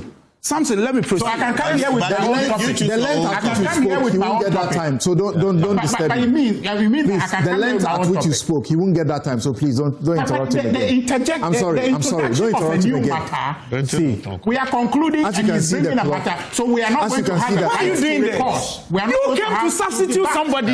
You were still given an opportunity. Understand? Why are you doing this? No, Samson. Why are you doing this? For purposes of fairness, he's You are introducing full a of- subject that I have a right Samson, to rebut. you see, this But then is we'll not this have is the Newsfile. chance. There's not. We'll not have the chance. He said he didn't You should exhaust his have allowed point, it. but you have. So allow him. But I Unfortunately, didn't I wanted to come to Kofi Bentil. I didn't conclude. Oh, you but want I to had come to back? move on You want to come back because to you it? want Samson, you see, this time Richard is... Because that's the way we make this an organized discussion. Yes. So if you allow it So for him Bernard- to destroy Samson, you see, he would not always have allow a that. He came to substitute somebody. Bernard You didn't even have. that he didn't have. Guys, we are discussing Why you doing this? He wanted to conclude our You don't want to matter. Once hear. you are at that, the time is going. running. That's Stop it. okay. That's fine. It's not But the fair. point is that you can't allow for an introduction in a conclusion of a matter where I don't have a right to rebut. And you allow him to say that. You Can I allow him to proceed? say that. So you see, that is not proper. So you shouldn't allow this to happen on your program. You shouldn't allow this to happen because when we are closing a program on a different matter, But you you allow him to go and bring a again. matter that we have concluded on. If he doesn't conclude, he doesn't run the show. And the time is up. This show is not for him. The time is So where up. he decides what matter to This bring has never at happened. what time. So I'm going to That's say what wrong. I have to say about floods. Samson. Yes. Samson. Guys, we want to hear flat. We want to hear flat. Since you don't have I'm sorry, looking at the clock. The time is. So you see, when you look across the Bernard, sorry. Look, Bernard, sorry, Kofi. Captain Kofi has less than 1 minute. I know Yes. Captain Kunsin, one of the board members of Mani, said something at a forum. To paraphrase him, he says that The former UT guy. yes, Okay. he says that it's been proven more or less that we Africans, especially our leaders, are incapable of focusing on something important for the length of time it requires to solve it. And it comes to mind, we won't solve floods. More Ghanaians will die because our leaders are useless for the purpose. Oh, no. No one government can solve it. It will take cross-administration thinking. It will take putting professionals on the beat to do the work. Everybody comes and tries to solve it in 2 years, 4 years. It will never happen. President Mama went to the Wager Ramsar site and he saw the Ramsar site being, filled up. He complained about it, left and did nothing. Today, all that place flooded. The state itself, at that Wager Ramsar site, is poisoning the site with a landfill. They are pouring boiler there. They have sold the site, it's being filled. Hambros was the only thing there because salt was compatible in that area. They have sold Today, it an they have given it inheritance. to a cement company that is driving against. I'm trying to explain to you that the state is the problem. It is not an individual thing. My last point. No amount of breaking down people's buildings will solve flood. I'm telling you. Because when you break selectively, after the whole place has been filled, you don't restore the land. The path, yeah. And clearly they are using that breaking down buildings one as a knee-jerk reaction to appease people. When has that solved the problem? This is a failure of leadership. I'm saying we won't solve it because our leaders are incapable. Even the breaking down, the Accra Mayor, regional minister is doing it. Some party people are attacking her. Yes. So, you don't have time, so I don't want to go into all those, but let me tell you something. In this country, we are broken down into districts. The law allows you to sue your district assembly. In fact, I'm about to sue my district assembly because somebody in my neighborhood has taken half a road and built a chop bar there. I won't name the assembly.